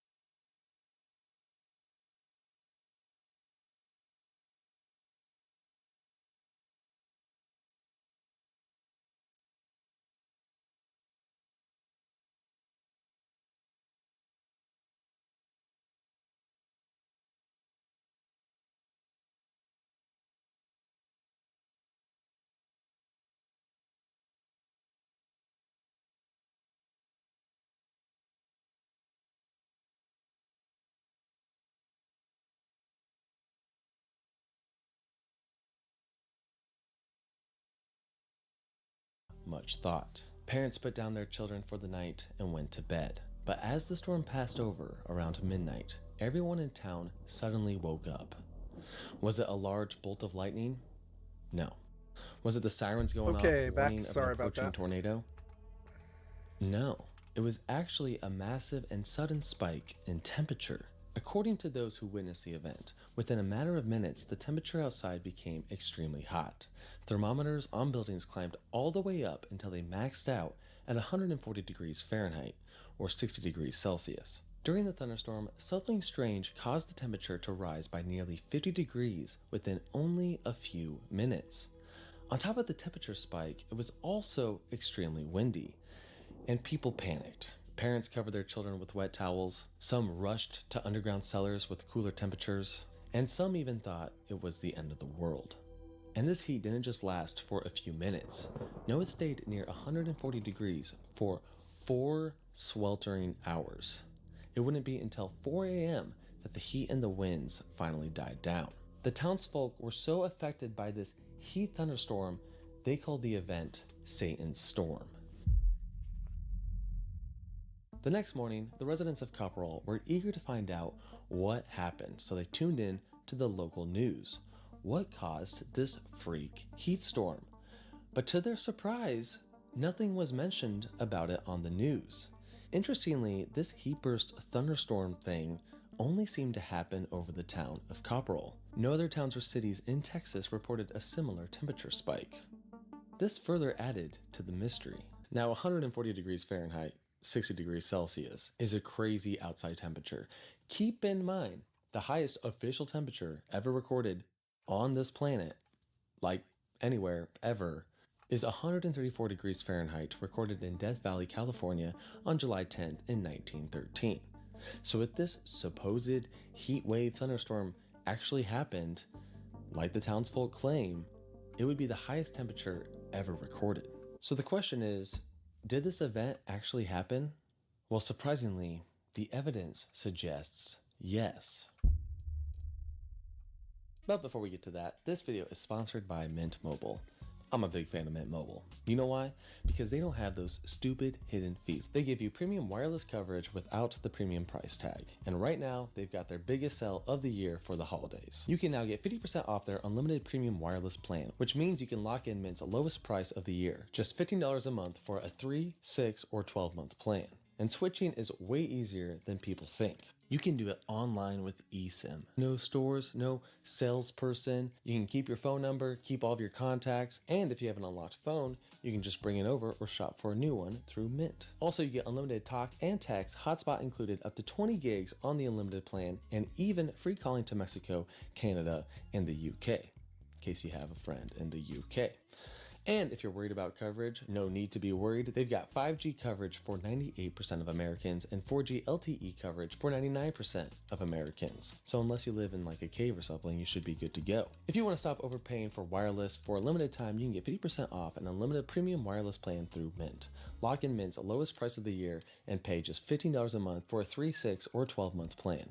Go check out Mint Mobile using the link in the description. Thank you so much to Mint Mobile for sponsoring the video. To answer the question on whether this freak heat wave Satan storm actually occurred, we need to find some primary sources and eyewitness testimonies from the people who were actually there during the event.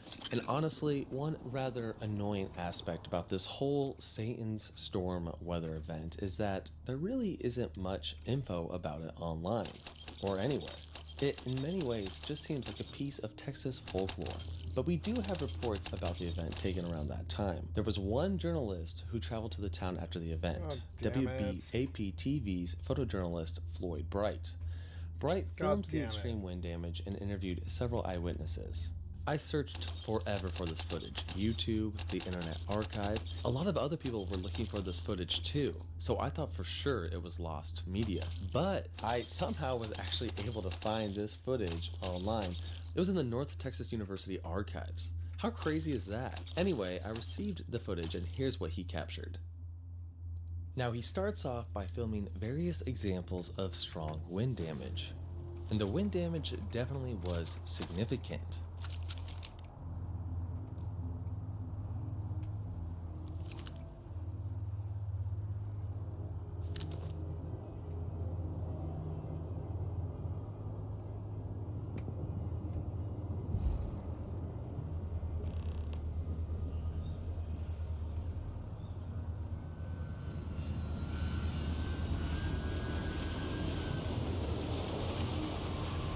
clearly the winds were quite strong. I mean, look at this small convenience store. Wow. It looks like it was hit by an EF1 or EF2 tornado.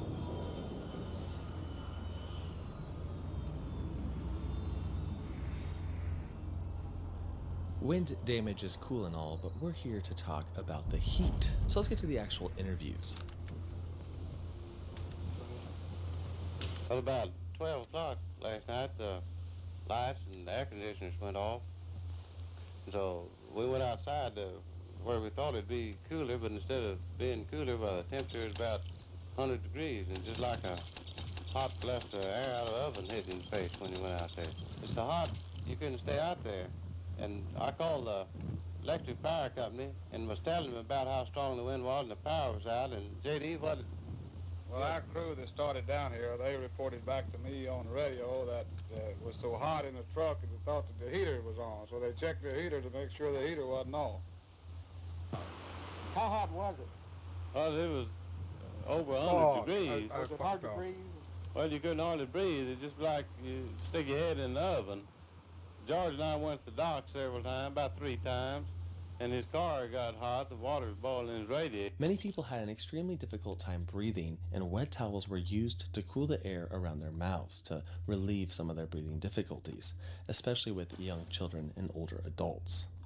Well, there was one woman that their little kid couldn't hardly breathe, and they had to put wet handkerchiefs on her nose so they could breathe because the air was so hot that it nearly suffocates if you didn't have a wet towel or something that could moisten air. One of the best ways to escape the heat during the event was to seek shelter in a storm cellar, since temperatures were cooler underground. One local farmer actually opened up his storm cellar to almost 20 people. What were your experiences during the storm? Well, the wind kept blowing and couldn't sleep. And my ears were hopping, so I just thought I'd get up and go down to the storm house. Had a half bed down there and go down there and stay a while. Down there about an hour, and a lot of company came in. About 19, I believe, in all told. I was still in bed in the house when they came, so I got up and joined the crowd. Well, we raised the wind in our house, and the wind was so hot, I thought the house was on fire. So we came over to Hokey's cellar, and I was the second one in there, and there he was in his shorts. Another eyewitness of the event told their story on Reddit. I lived on a farm outside of Copperole when this happened. I was 9 years old, and I remember waking up in the middle of the night when our old window water cooler went off. It was eerily silent, and then the house was hit by a strong and hot wind. My father decided we needed to go to the storm cellar outside the back door, and we stayed in there for quite a while. Later, we saw the large advertising thermometer at Riddle's Bait Shop in Copperole had burst from the heat.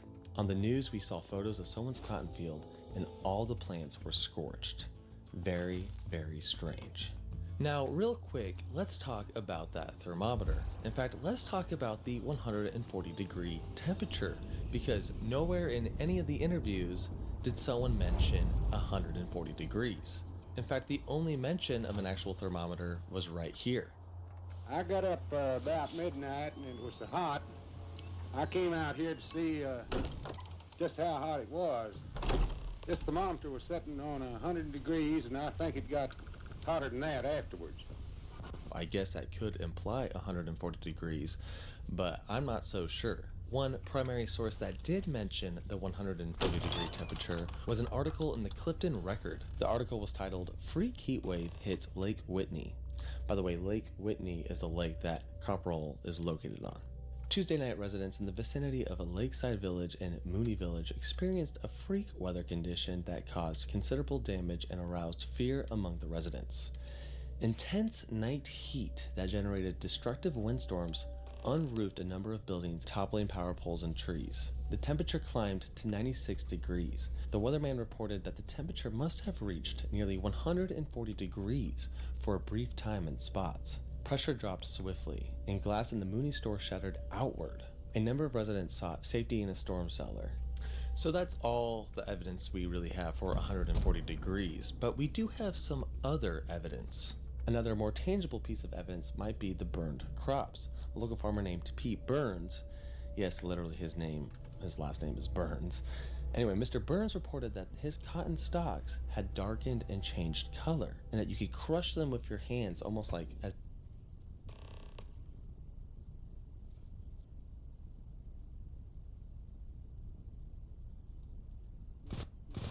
The American Civil War, by almost any measure, is the deadliest war the United States has ever fought. In fact, it is so far and away the worst by death toll that more soldiers were lost during it than World War I, World War II, Korea, Vietnam, Iraq, and Afghanistan combined. And yet, despite the scale of the destruction, only 3 men were ever brought up on charges for atrocities committed during the entire conflict. As you might imagine, you'd have to be a special kind of evil to end up on that list. So in this video, we're going to go over one of these men and what he did to end up there. As always, viewer discretion is advised.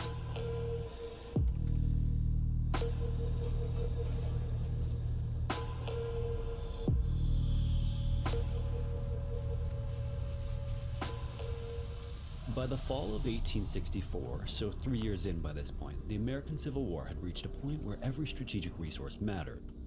As a result, Saltville, Virginia became an essential target for the Union, or the North, because the Confederacy, or the South, depended on salt production and distribution.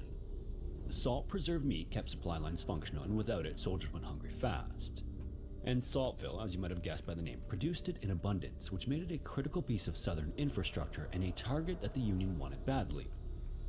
The Union marched toward the town in early October with the objective to damage or destroy the salt works and disrupt Confederate resources, but the Confederates weren't about to let that just happen. What followed was a brutal, muddy fight in rough terrain with heavy losses on both sides. And when the shooting finally stopped, the Union had failed to take the town. Union troops then withdrew in defeat, leaving behind dozens of wounded soldiers who couldn't be moved in time. Among these soldiers were members of the 5th United States Colored Cavalry, who were one of the few black regiments who had been formed recently and entered the service. The men of the 5th fought hard and suffered badly, and afterward, many of them were lying defenselessly exactly where they had dropped in battle. For all intents and purposes, the battle should have been over, but the killing somehow wasn't. What came next defied the rules of war in a particularly gruesome way. Soon after, there was a hunt for wounded men who had no way to fight back. Over the next few hours, armed Confederate irregulars, which may be better known as guerrilla fighters, moved through the battlefield, finishing off the injured Union soldiers. Soldiers were shot where they fell or dragged out of hiding spots and killed, and the number of dead from these executions eventually reached into the dozens. Then after that was completed, they traveled several miles to one of the sites used to house wounded Union soldiers, which was a makeshift hospital at Emory and Henry College. Now, even in the war's darkest days, hospitals were meant to be off-limits, but for a man named Champ Ferguson, this didn't matter. He walked into the hospital with a rifle and moved from room to room, identifying targets before leaving a wake of bodies behind him. To him, wounded men were simply easier to kill. One of the men in these beds was Lieutenant Elza Smith, and he was so badly injured during the Battle of Saltville that he was unable to move. Champ then stepped up to his bedside and lifted his weapon, placing the muzzle no less than a foot away from Elza's head. As Champ was about to finish the job, though, he had a moment of realization. He knew the man in the hospital bed before him, and he knew him well. Elza had once been Champ's brother-in-law during Champ's first marriage. Champ then lowered his rifle, and the two began a conversation. It was brief and cordial, and for a moment it seemed like Champ would spare Elza because of their past family history. But then, Champ leveled the rifle once again and pulled the trigger. The gun jammed, so he tried again, only to have it misfire a second time. He then tried a third time with the same result, all while Elza begged and pleaded for his life. Champ would hear none of this though, and on the 4th try, the rifle finally fired, and Elza went instantly right there in his bed. Like it was nothing, Champ then walked back out of the room and continued his rampage. He targeted everyone too, white soldiers, black soldiers, men who were crawling to try to get away, and others who were pleading. All met with the same end if Champ came across them. Outside the hospital, when he spotted a young white private badly wounded and dragging himself along the dirt, Champ shouted while standing over him, demanding to know why he'd fight alongside the blacks. Champ got no answer from the terrified boy, and tired of waiting for one, Champ then asked him where he wanted the bullet. Again, he received no reply from the wounded soldier, so Champ just finished him and moved on. the massacre that occurred that day only stopped when a separate Confederate unit, made up of largely Cherokee and mountain troops, arrived and intervened. Champ and his men then fled the area once the actual Confederate command was present. Unfortunately, at that point, it didn't matter much though, because their work was done anyway. This horrific incident would be some of the last violence Champ and his guerrilla group would perpetrate, but it's remembered as one of their most brutal and notorious. Unlike some of those who took up the Confederate cause during the Civil War, Samuel Champ Ferguson didn't start out as an extremist for any one ideology. He was more concerned with his own personal interests. Born in 1821 as the oldest of 10 children, Champ was raised in a stretch of southern Kentucky where the region's terrain shaped its people and communities were tight-knit and isolated. And there, they were quick to settle disputes without sending for any outside authority. If someone crossed you, the expectation wasn't that the law would sort it out. Instead, you handled things yourself, and Champ exemplified that way of life. By adulthood, he was tall and built solidly, and he was hard to ignore because he carried himself arrogantly with that knowledge. He didn't expect people to test him, and he acted like those who did would come to regret that decision. And then to top it all off, Champ drank, gambled, and had a reputation for liking confrontation more than most people.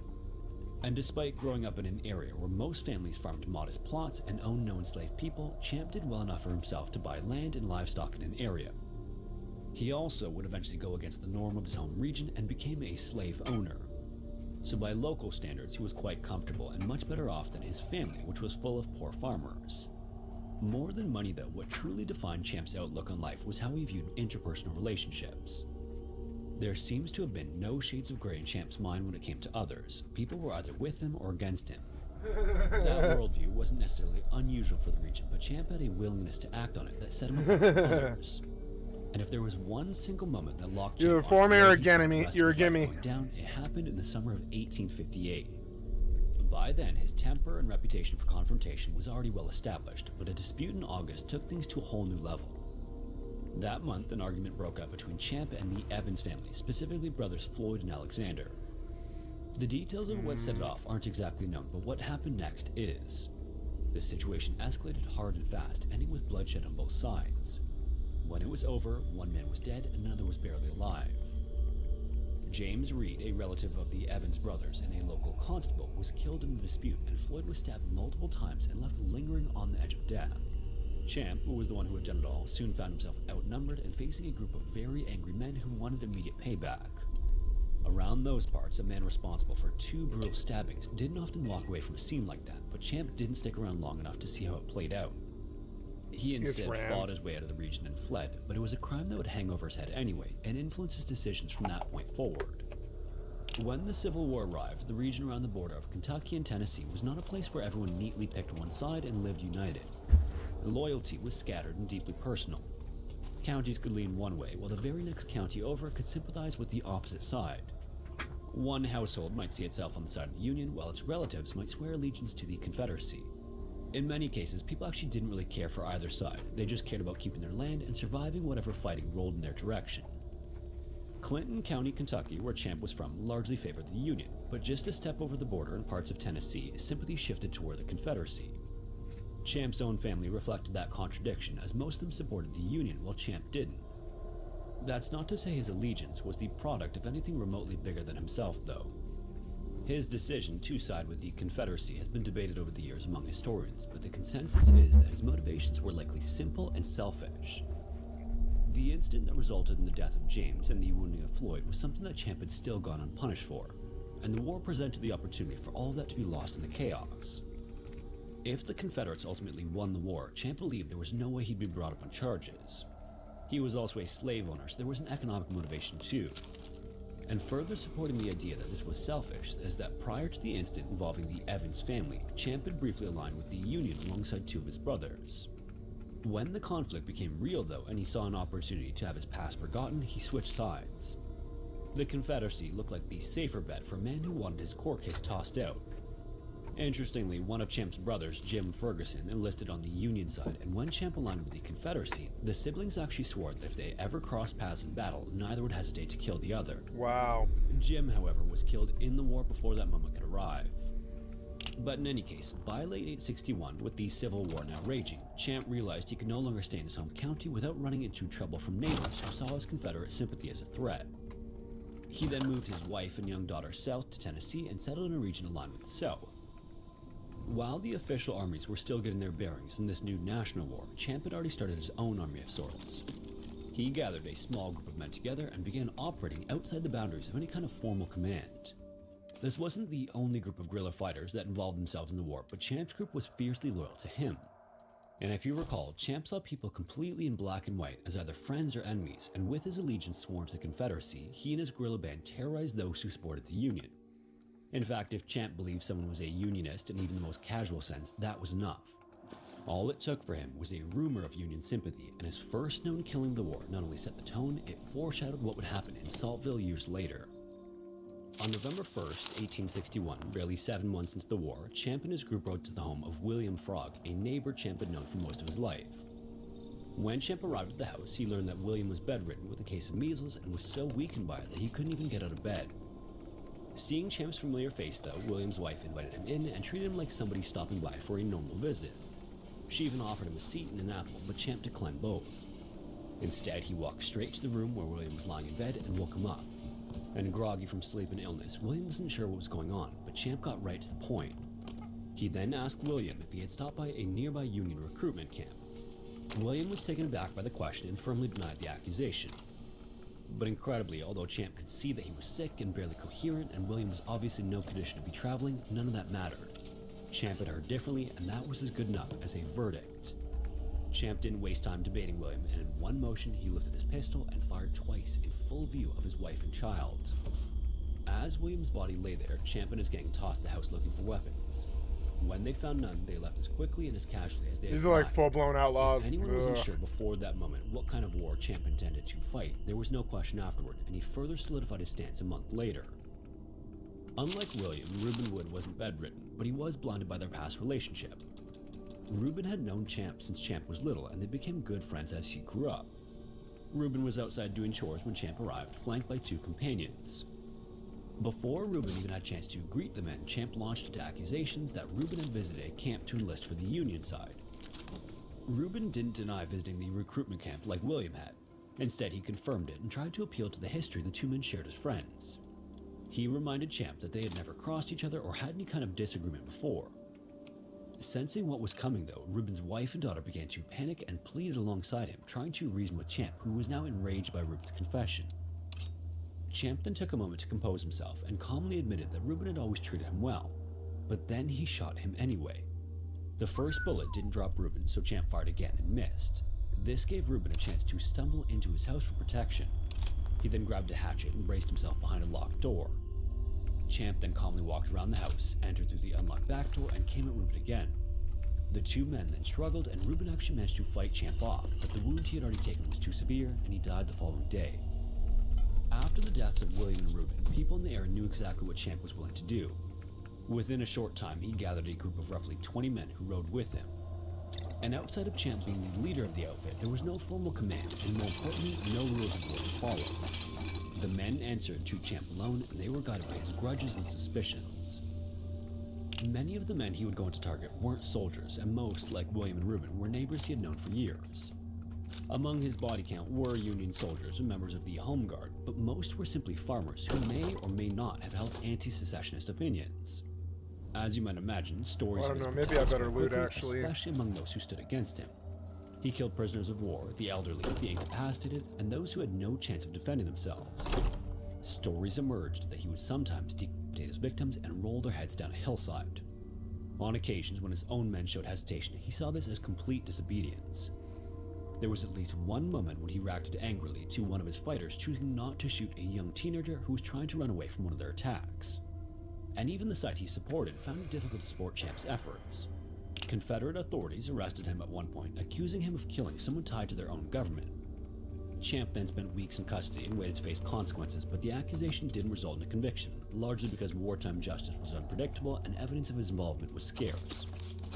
So eventually he was released, ultimately freeing him up to participate in the horrific Saltville incident of 1864. As the war dragged on, the list of people he killed grew longer, and Champ became less discriminating in his choice of targets. On one particularly brutal day, he killed 5 people in separate encounters, ending his spree by shooting a teenager. And while Champ certainly saw a purpose to firearms, there were plenty of accounts that described a different method of killing. He apparently often used a Bowie knife, which was a much more up-close and personal method. This all culminated when the Confederate war effort collapsed in April of 1865 and the shooting was supposed to stop. For Champ, however, this didn't change much about how he was behaving. He kept doing what he had been doing for years, only without even the thin justification of supporting the Confederate cause. Finally, though, this caught up with him. Union leadership had no interest in debating his intentions or hearing about his personal grudges. By then, his name was too well known and attached to too many killings. Orders were issued that he was not to be paroled, negotiated with, or folded into the category of ordinary Confederate soldiers. He was to be arrested and charged, and the sooner the better. When Union troops came for him in late May of 1865, Champ surprisingly didn't fight or try to flee. He was taken peacefully into custody at his home and moved to Nashville to stand trial in front of a military court. The charges against him afterward were staggering in both number and scope. More than 50 murders were formally attributed to him, but the unofficial number is thought to be higher. Word was that Champ had killed in excess of 100 people during his Civil War guerrilla campaign. He also never tried very hard to dispute any of the numbers attributed to him, and in fact, he often talked like a man who kept track of the numbers. When the trial got underway, his defense argued that Champ was a legitimate commissioned officer for the Confederacy and thus fell under the same protections granted to sanctioned combatants. In other words, like an official soldier, he should have been immune from prosecution for any killing done during the war. However, dozens of witnesses then testified, and many of them described the killings they'd seen, survived, or discovered after the fact. These were first-hand statements from people who had watched neighbors, friends, and family members die in moments that were not combat-related. When Champ was given the chance to speak in his own defense, remorse was nowhere in his statements. He justified every act he committed as a necessary action, claiming that the men he killed would have done the same to him if they had the chance. He made it clear that he didn't view himself as having stepped outside the rules of war. When the witnesses were done testifying and evidence was completely presented, the jury was sent to deliberate, and they returned a fast verdict. They'll hang him. Champ was found guilty of committing the 53 murders he was charged with, and his sentence was death by hanging. On October 20th, 1865, just 10 days after the verdict was read in court, Champ's end took place in Nashville in full view of a public that followed his trial closely. They didn't let him wait. Crowds gathered, as they often did at the time, to watch Champ walk to the gallows calmly enough that witnesses remembered it.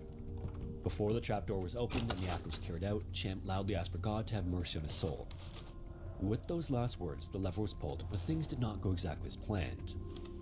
It would take nearly 20 minutes before he'd be pronounced dead. Afterward, his body was released to his family, which granted Champ's last request to be buried in, quote, pure Confederate soil. His body was then taken back to White County, Tennessee, not far from the region where he'd spent the war committing all of his crimes. Almost as soon as Champ was dead, two competing versions of him began circulating. One was built from trial records, witness testimonies, the bodies of his victims, and his own statements. The other was created from resentment, nostalgia, selective memory, and a new cultural project taking root in the defeat itself, which was reshaping the narrative. In some corners, Champ started to get reframed as a man pushed past the limits and who was willing to fight and die for his allegiances. Within a few years, stories appeared claiming Union soldiers had tormented his family, brutalized his home, and even murdered one of his children in front of him. These details may have been dramatic and memorable, but they were entirely false. One popular version went that his young son had been deliberately taken by a Union soldier for waving a Confederate flag. Other variations cast him as a hero who was initially reluctant to bear arms and had only turned to violence after being cornered by oppression. This too, however, falls apart under scrutiny. Long before a single regiment had moved through Kentucky or Tennessee, Champ already had a record of violence. This also works the opposite way too, though. Tales of rolling heads down hills may have been little more than Union-created propaganda. But at the same time, there's little doubt among historians that Champ was depraved enough to have done such a thing anyway. In any case, Champ was one of only 3 men brought up on charges and executed for war crimes perpetrated during the Civil War. If you made it this far, thanks so much for watching, and a special thanks to everyone who supports the channel on Patreon or as a channel member. If you're interested, we offer early access videos that are released roughly a week before the regular YouTube uploads. Also, if you have a story suggestion, feel free to submit it using the form found in the description. Anyways, thanks again, and hopefully I will see you in the next one.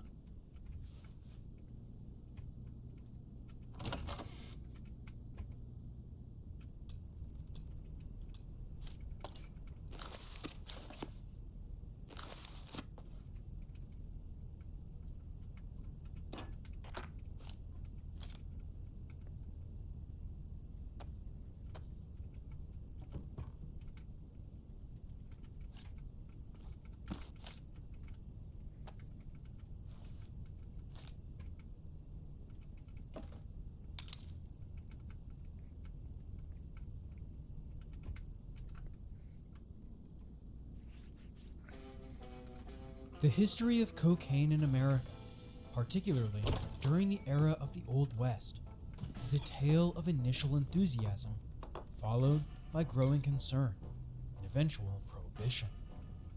This powerful stimulant, derived from the coca plant, played a significant role shaping American society, medicine, and law enforcement in the late 19th to early 20th centuries. From its early popularity as a wonder drug and common ingredient in patent medicines, to its association with crime and racial tensions, cocaine's journey through American history reflects the complex social, medical, and legal landscapes of a nation in transition. It's vital that we explore the rise and fall of cocaine use in the United States. It's vital. With a focus on its impact on the frontier culture of the Old West, examining how it went from being a widely available consumer product to a controlled substance within a relatively short span of time. This is the story of cocaine on the American frontier.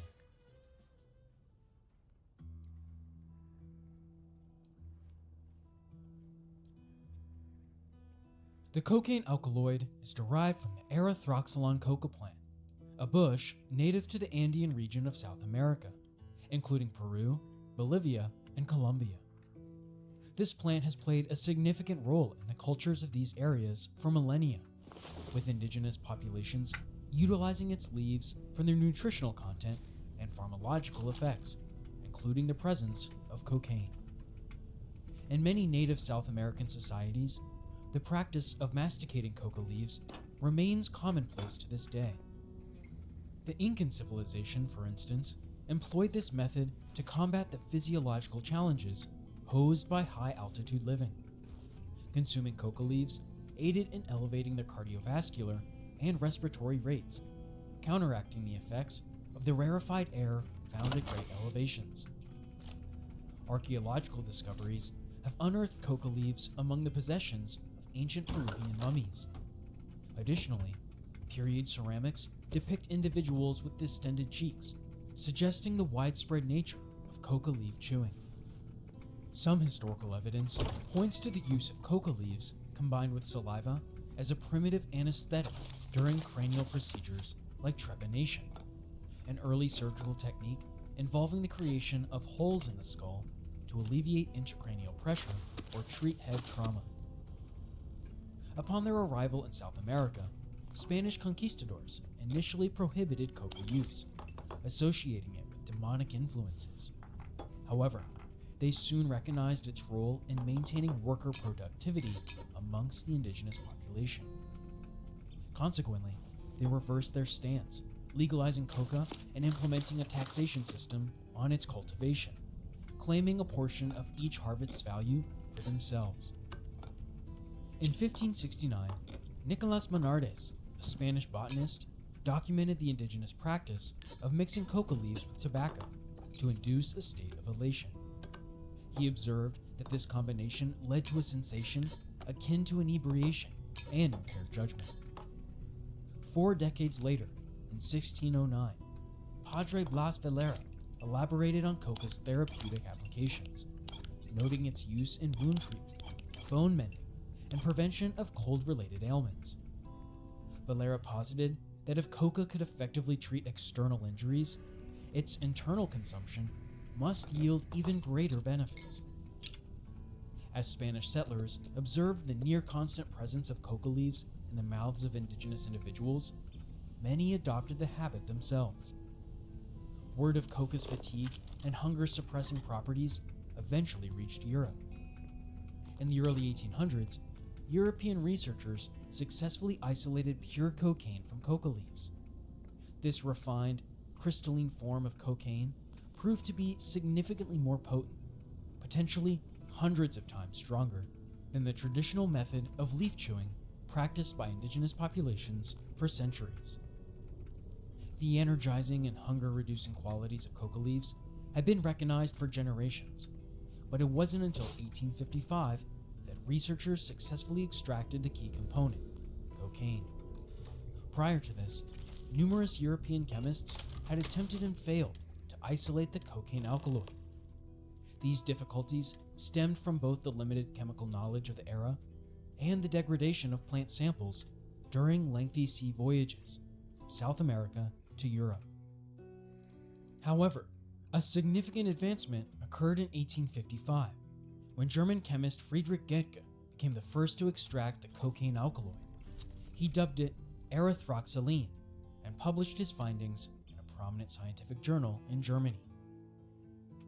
The following year, Friedrich Wöhler, another German chemist, arranged for Dr. Karl Scherzer, a scientist aboard the Austrian vessel Novara, to procure a substantial quantity of coca leaves from South America. 3 years later, upon completion of the ship's global expedition, Wöhler received a chest filled with coca leaves. He then passed these specimens to Albert Niemann, a doctoral candidate at the University of Göttingen. Niemann refined the extraction process, enhancing the ease of isolating and purifying the cocaine alkaloid. This breakthrough sparked considerable interest in Western medicine regarding the potential applications of cocaine. By 1879, another chemist from the University of Würzburg conducted experiments to showcase the substance's analgesic effects. In one such trial, he submerged a frog's limbs in 2 separate containers, one containing a cocaine solution and the other filled with ordinary salt water. Upon stimulating both legs, he observed a marked difference in the reaction of the cocaine-treated limb, confirming its anesthetic properties. The drug also captured the attention of Karl Kohler, an associate of Sigmund Freud, who later wrote extensively about cocaine. In 1884, Kohler performed a notable self-experiment to evaluate cocaine's potential in ocular surgery. He applied a cocaine solution to his own eye and proceeded to probe it with needles, discovering that the drug effectively desensitized the area. Concurrently, other medical professionals explored the substance's potential. In 1859, Italian physician Paolo Mantegazza returned from Peru, where he had witnessed indigenous people chewing coca leaves. Back in Milan, Mantegazza experimented with the drug himself and authored a paper lauding its effects. He believed that coca could be employed medicinally to address various ailments, including halitosis, flatulence, and even as a teeth whitener. One of the most significant commercial endeavors involving cocaine was initiated by chemist Angelo Mariani. Inspired by Mantegazza's work, Mariani sought to explore the economic potential of coca. In 1863, he began marketing a wine infused with coca leaves, which became known as Vin Mariani, or coca wine. The alcohol in the wine functioned as a solvent, extracting cocaine from the coca leaves and imparting the beverage with its stimulating effects. Each ounce of the wine contained 6 milligrams of cocaine, but Mariani increased the concentration for the export to the United States, where similar concoctions were gaining popularity. These cocaine-induced beverages were just beginning to appear in medicine cabinets and storefronts, right as United States populations expanded westward across the American frontier and right into the heyday of lawlessness of the Old West.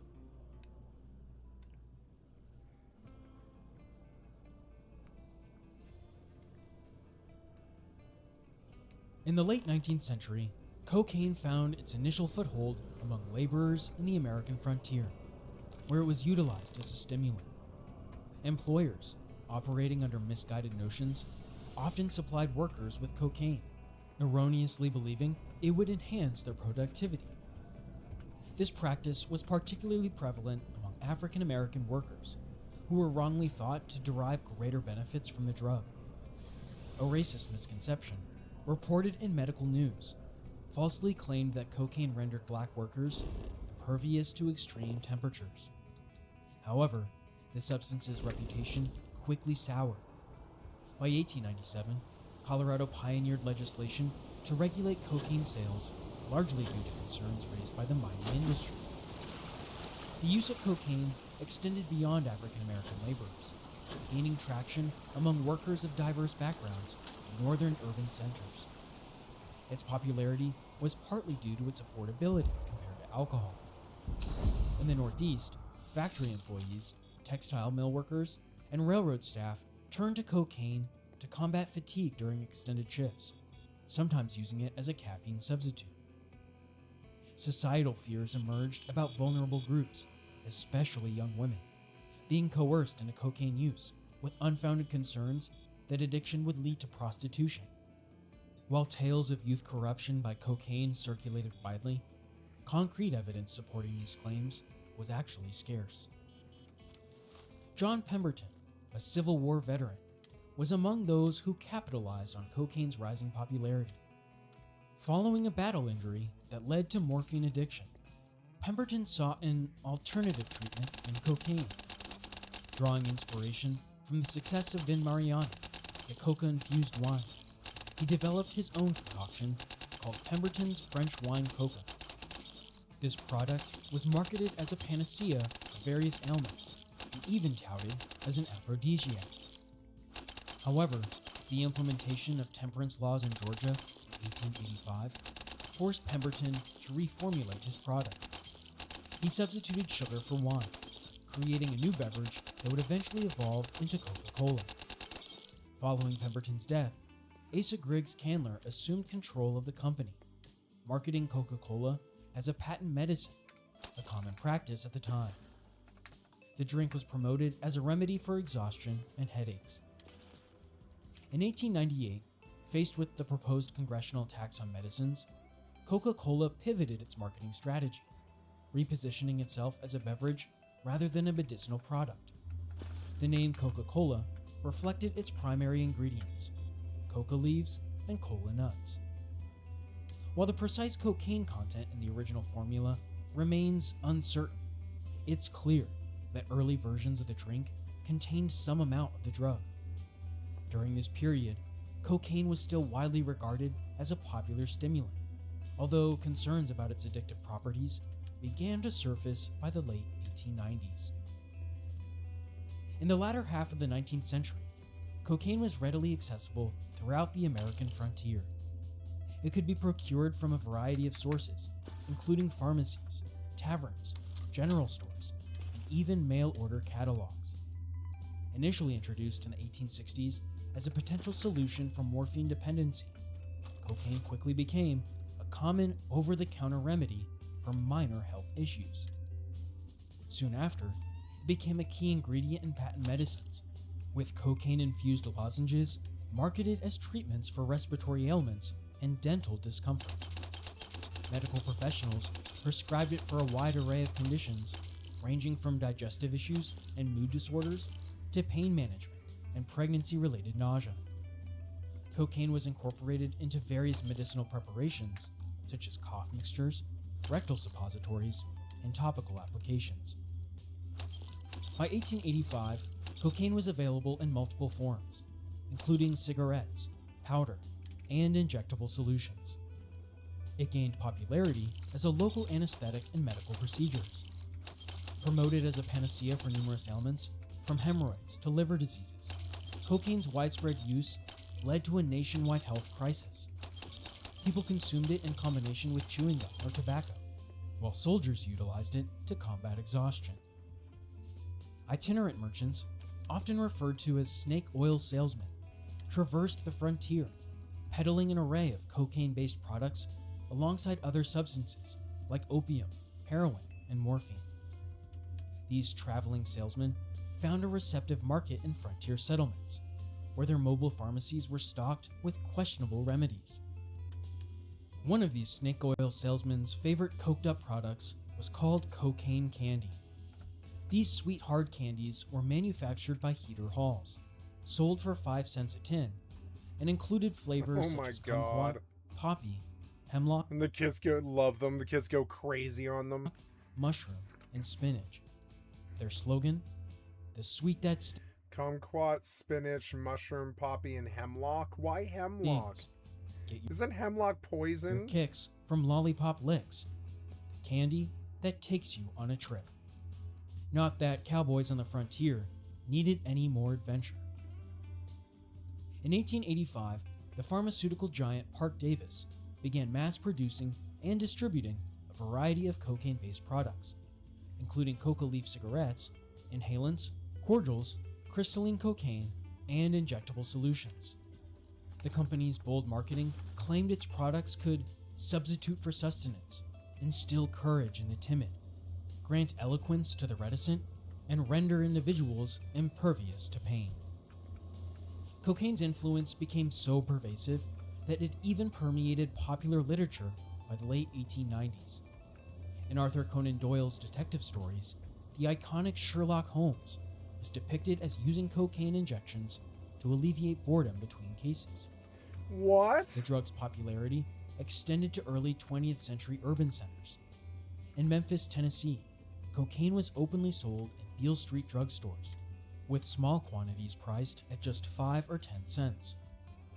Laborers along the Mississippi River, particularly dock workers, used cocaine to maintain energy levels, and many Caucasian employers encouraged its use among African American workers as a productivity enhancer. Cocaine even found its way into extreme exploration. During his 1909 Antarctic expedition, Ernest Shackleton included Forced March branded cocaine tablets in his supplies. The following year, Captain Robert Falcon Scott similarly equipped his ill-fated South Pole expedition with cocaine. By 1894, cocaine abuse epidemics already making waves in the American West, with cities like Dallas, Texas, among the first to experience significant issues. Media coverage often portrayed cocaine use not just as a health concern, but as a societal menace, particularly when associated with African American working-class communities.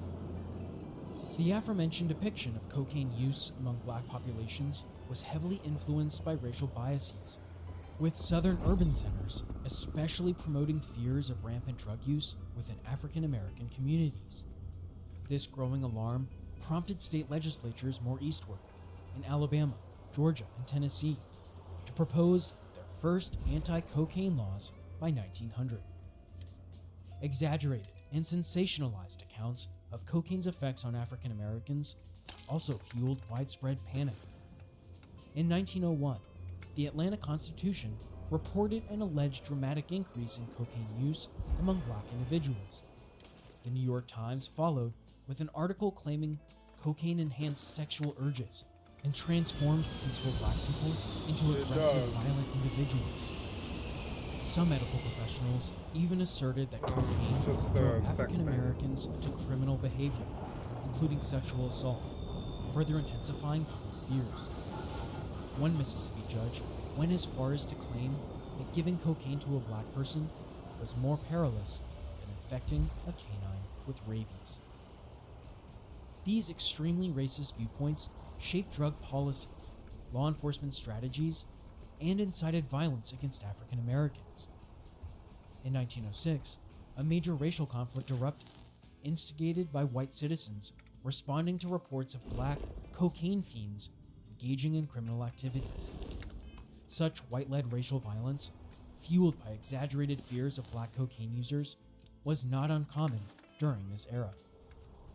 Southern police forces began using higher caliber firearms, believing that black individuals under the influence of cocaine possessed superhuman strength. It's the same face as Lynn. A dangerous myth also circulated that cocaine granted African Americans exceptional marksmanship, leading some officers to adopt aggressive tactics in confrontations.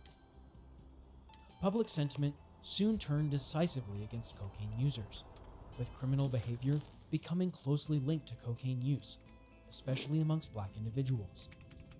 Sensationalized news reports of violent incidents involving cocaine further cemented the stereotype of the dangerous, violent, cocaine-crazed user, a stereotype deeply rooted in racial prejudice. Prior to federal government intervention with comprehensive cocaine regulations, individual states and cities implemented their own measures. Early enforcement often relied on public nuisance laws, such as those addressing vagrancy or disorderly conduct. In the absence of nationwide legislation specifically targeting cocaine, law enforcement had to be inventive in controlling its use and distribution. Rather than focusing on production, authorities primarily targeted distributors, such as pharmacies.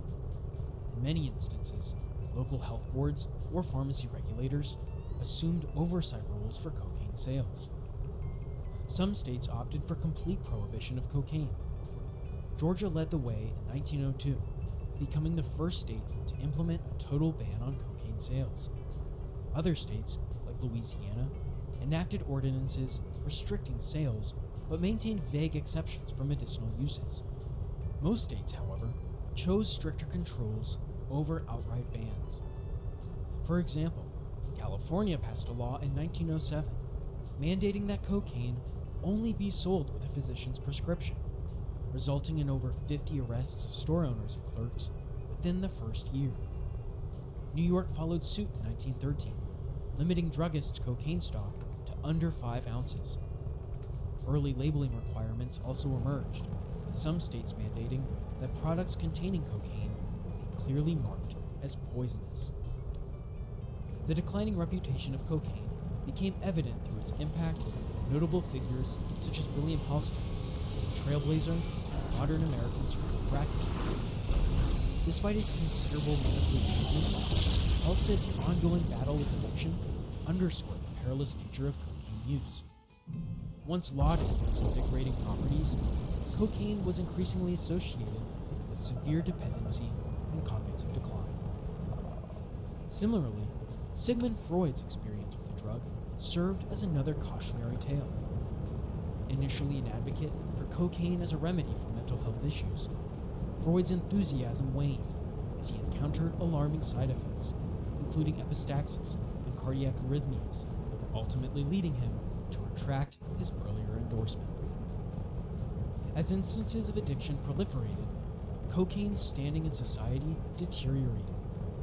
Public opinion shifted dramatically, and apprehension about the drug's hazards intensified, prompting congressional action towards regulation. This culminated in the enactment of the Harrison Narcotics Tax Act in 1914. This landmark legislation sought to regulate and impose taxes on the importation, production, and distribution of opiate and coca-derived products. The act served a dual purpose, addressing the escalating addiction crisis and building international relations with China, clamping down illicit opium trade. While some states initially resisted the federal statute, viewing it as an encroachment on their autonomy, widespread fear of the cocaine fiend phenomenon facilitated its passage. Various societal influencers, including the press, political figures, and medical professionals, amplified the panic by emphasizing the drug's purported dangers, often exploiting racial and socioeconomic anxieties. The Harrison Act stands as one of the earliest instances of nationwide drug control in the United States. Following the act's implementation, cocaine swiftly receded from public discourse. Its legal status severely curtailed. The once popular stimulant faded into obscurity. The conclusion of cocaine's brief era of widespread acceptance coincided with the end of the Old Frontier period in American history.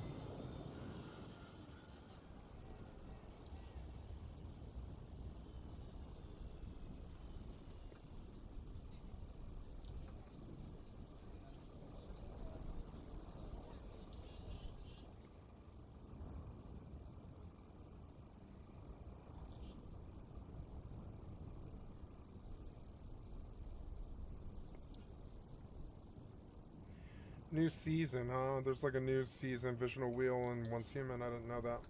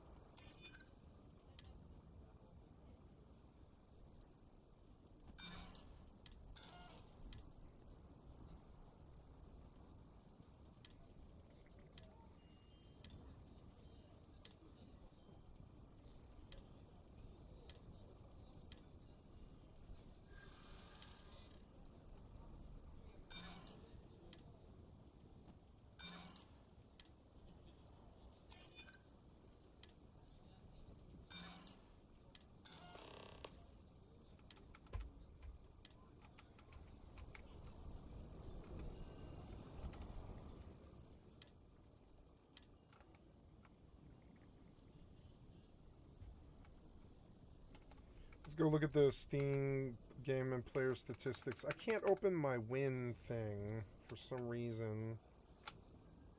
I don't know why. Fucking annoying. There, that's why.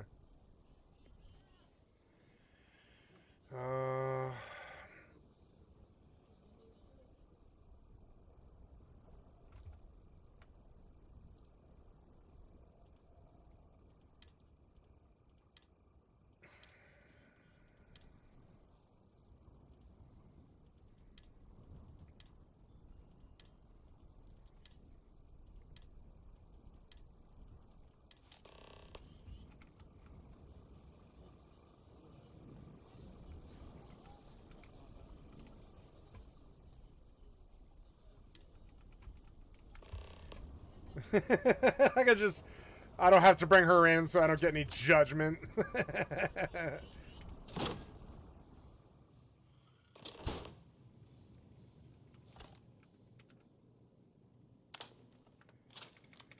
Okay, fuckos, let's fucking waste you all.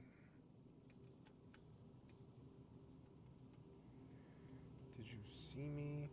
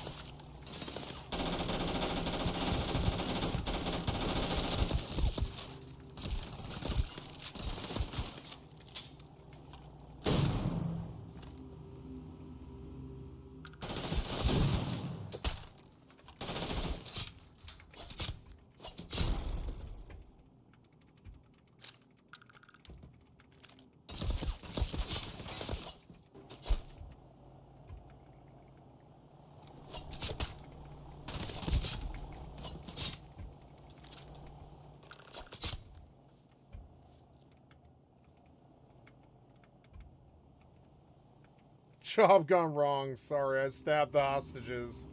Sorry. Sorry. I try to loot them as I kill them. So I don't have to backtrack. God damn, this place is big. Can I rob the bank?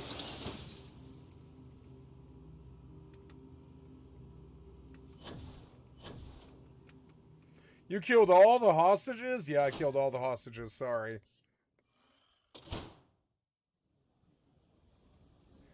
Oh, I'm in the back. Wait, no, I want to go back in. Let's rob the bank. What would it be like if I robbed the Quickie Mart? I mean, I already sort of am.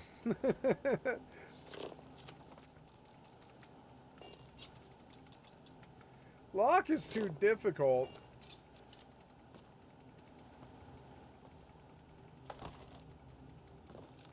My stuff. You're gonna buy ammo. No, you're gonna buy blend. You're gonna buy me blend.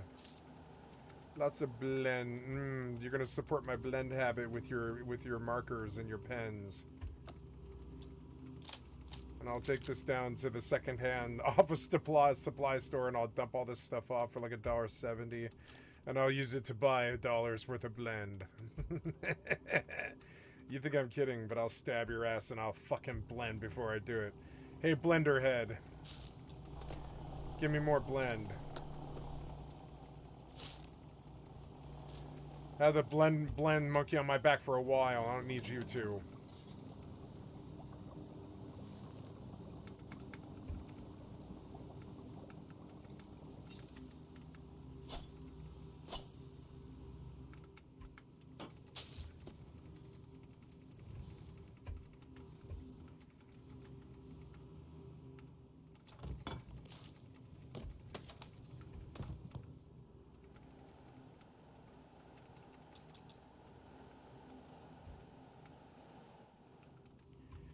The whole bank. Sorry I stabbed you, hostages. I didn't mean to. You got my way. Wait, did you see me kill them? You better not have. I was like, wait here. She's like, okay. I was like, Kill them all. Oh, Galbank key. Yeah, I forgot to loot them. Oops. I should loot them as I kill them. Oh, mine.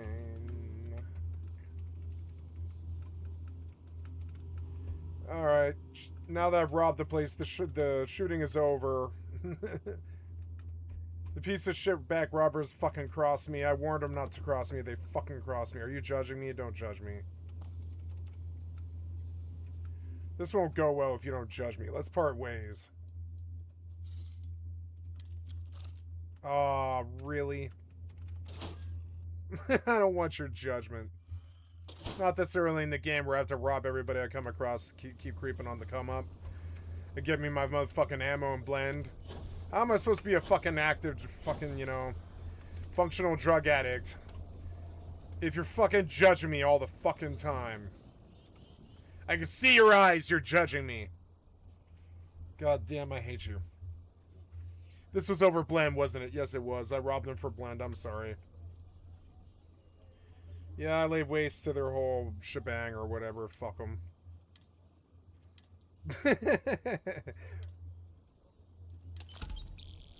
Okay, yeah, walk slowly, motherfucker. I'll rob you too. Gotta go see the doctor for the many injuries I got or whatever. And I don't think I need to see the doctor, no. But I do need to sell stuff. Damn, this helmet looks fucking sweet. Did I get anything good in there? Not really. I got a Wi-Fi Grendel that's like a little bit better than this other Grendel. I could sell some Grendels and stuff, yeah. Okay, I think this is a good place to pause. Or, well, I guess I could go get the missions and get them out of the way and get sort of outward bound before I leave. Outward bound.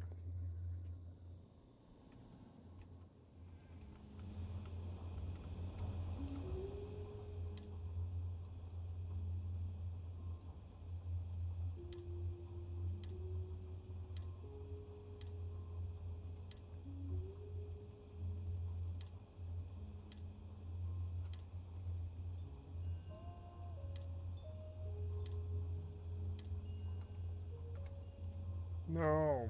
Stop. I don't want to do drug stuff anymore. It makes me fiend.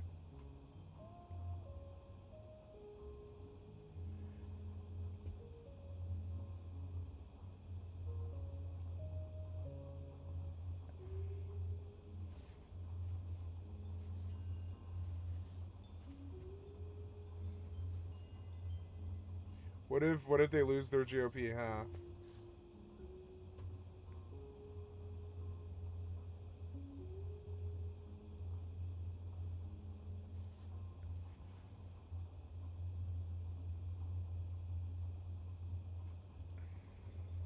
In 1870, a 31-year-old man in Cleveland, Ohio, controlled 4% of America's oil refining capacity. By 1880, he controlled 90%. By 1904, he controlled 91% of oil production, 85% of final sales, and had created the template for every monopoly that exists today.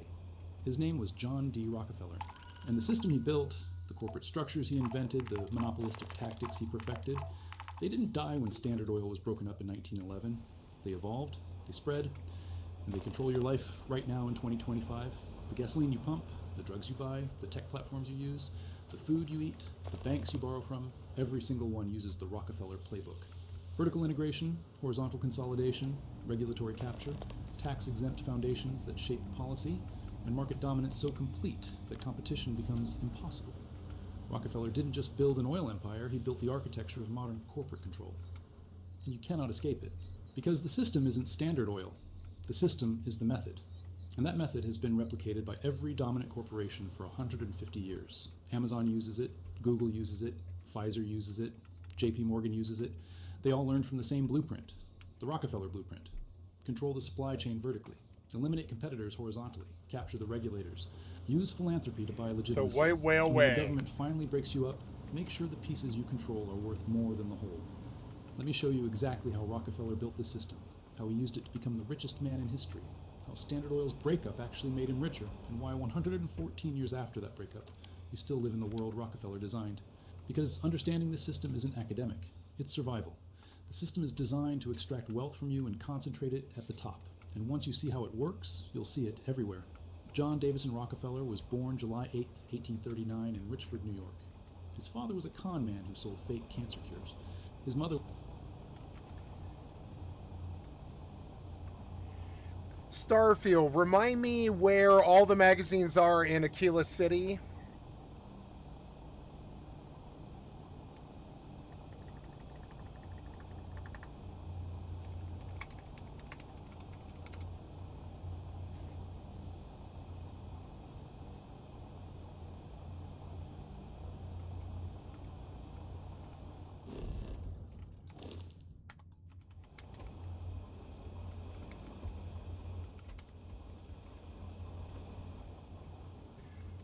I like Starfield more than any of their other games. It has a better world. I think it's more engaging. You can do more looting. The looting in Morrowind was more interesting when I first played it because you could find these 45,000 septum pieces of loot in people's houses and shit like this. You could just jack them. So the exploration felt better. But it also, you know, it had its issues. Morrowind has its issues. I keep hoping they'll remaster Morrowind like in a real and serious way. That's the one they need to work on the most. Anyways, I'm trying to go outside. I suppose I could turn on the music since I'm... Oh, no, I guess I'm listening to this guy talk. There was a devout Baptist. This combination, the con man's ruthlessness and the Baptist's moral certainty, would define Rockefeller's entire approach to business. He would destroy competitors without mercy, while believing God had chosen him to organize industry for the betterment of mankind. That sounds like these oligarchs, yeah. This was genuine conviction that his monopoly was moral because it brought order to chaos and efficiency to waste. In 1859, oil was discovered in Titusville, Pennsylvania. The oil rush began. Thousands of prospectors flooded into western Pennsylvania to drill. Fortunes were made and lost overnight. It was chaos, boom and bust. Overproduction collapsed prices. Then shortages spiked them. Rockefeller, who was 20 years old and working as a bookkeeper in Cleveland, saw opportunity, but not in drilling. Drilling was volatile, risky, dependent on luck. Rockefeller saw opportunity in refining, turning crude oil into kerosene for lamps. That was the real business. In 1863, Rockefeller invested $4,000 in his first oil refinery in Cleveland. Within 2 years, it was the largest refinery in Cleveland. But Cleveland had 30 refineries. Competition was fierce. Margins were thin. Most refineries operated at the edge of bankruptcy. This is where Rockefeller's genius emerged. He didn't try to compete on price. He tried to eliminate competition entirely. And he did it through a method that would become the foundation of corporate America. Vertical integration. Vertical integration means controlling every stage of production. Most refineries just refined oil. They bought crude from drillers, refined it, and sold kerosene to distributors. They controlled one step. Rockefeller decided to control all the steps. He bought the barrel-making factories, so he didn't have to buy barrels. He bought tank cars and railroads to ship his own oil. He bought his own warehouses for storage. He bought the distribution networks to sell directly to consumers.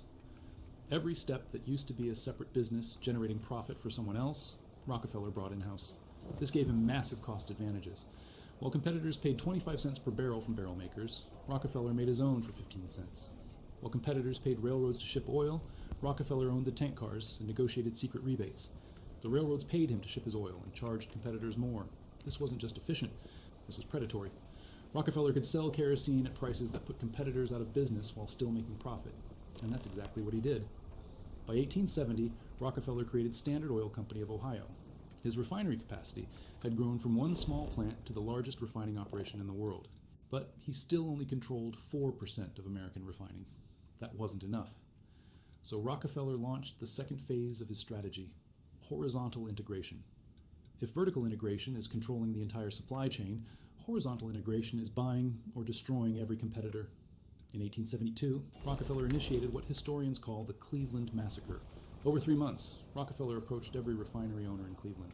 He offered to buy their refineries. If they agreed, he paid fair market value and often hired them as managers.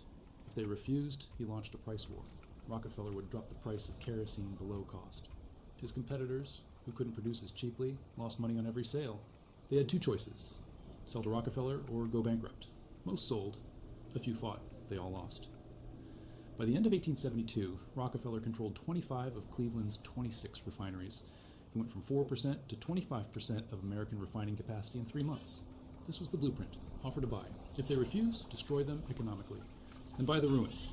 This method would be used in every industry by every monopoly for the next 150 years. But Rockefeller wasn't satisfied with Cleveland. He wanted the entire country. Through the 1870s, Rockefeller expanded Standard Oil across America. He bought refineries in New York, Philadelphia, Pittsburgh, Baltimore. He used the same tactics everywhere: secret railroad rebates that made his shipping costs lower than competitors, vertical integration that made his production costs the lowest, and ruthless price wars that destroyed anyone who refused to sell. By 1879, Standard Oil controlled 90% of America's refining capacity. 90%, that's not a business, that's a monopoly. But here's where Rockefeller's true genius emerged. He understood that monopolies face two problems. First, they're illegal. The Sherman Antitrust Act was passed in 1890 specifically to break up monopolies like Standard Oil. Second, they're hated. The public despised Rockefeller. He was called a robber baron, a ruthless tyrant, the most hated man in America. Rockefeller needed a solution to both problems, and he found it: the trust. In 1882, Rockefeller's lawyers created the Standard Oil Trust. Here's how it worked. Standard Oil of Ohio couldn't legally own companies in other states, but a trust could. Rockefeller created a trust that held the stock of all Standard Oil companies. 41 shareholders, all Rockefeller and his close associates, controlled the trust. The trust controlled the companies. This was the first major corporate trust in American history, and it became the model for every trust that followed. Sugar Trust, Tobacco Trust, Steel Trust. All copied Rockefeller's structure. The trust allowed Rockefeller to control a nationwide monopoly while technically complying with state laws. But more importantly, it created a new legal entity. The trust wasn't a company, it was a holding company. It didn't produce anything, it just owned other companies. The structure would evolve into the modern corporation, the parent company that owns subsidiaries: Berkshire Hathaway, Alphabet, Meta, Amazon. They're all descendants of Rockefeller's trust. By 1904, Standard Oil controlled 91% of oil refining in America and 85% of final sales. Rockefeller was the richest man in the world. His net worth was $900 million, that's $25 billion in today's money. But that's just paper wealth. At his peak in 1913, Rockefeller was worth 400 billion euros, inflation-adjusted dollars. Richer than Jeff Bezos, Elon Musk, Bill Gates combined. The richest individual in modern history. And he built that wealth through the system. Vertical integration, horizontal consolidation, legal structures that concentrated control. This was the system. But the public was turning against monopolies. In 1890, Congress passed the Sherman Antitrust Act, making monopolies illegal. In 1906, investigative journalist Ida Tarbell published The History of the Standard Oil Company, exposing Rockefeller's tactics: secret railroad rebates, predatory pricing, crushing competitors. The outcry was enormous. In 1911, the Supreme Court ruled that Standard Oil was an illegal monopoly and ordered it broken up into 34 separate companies. This should have been the end, the destruction of the system, but it wasn't.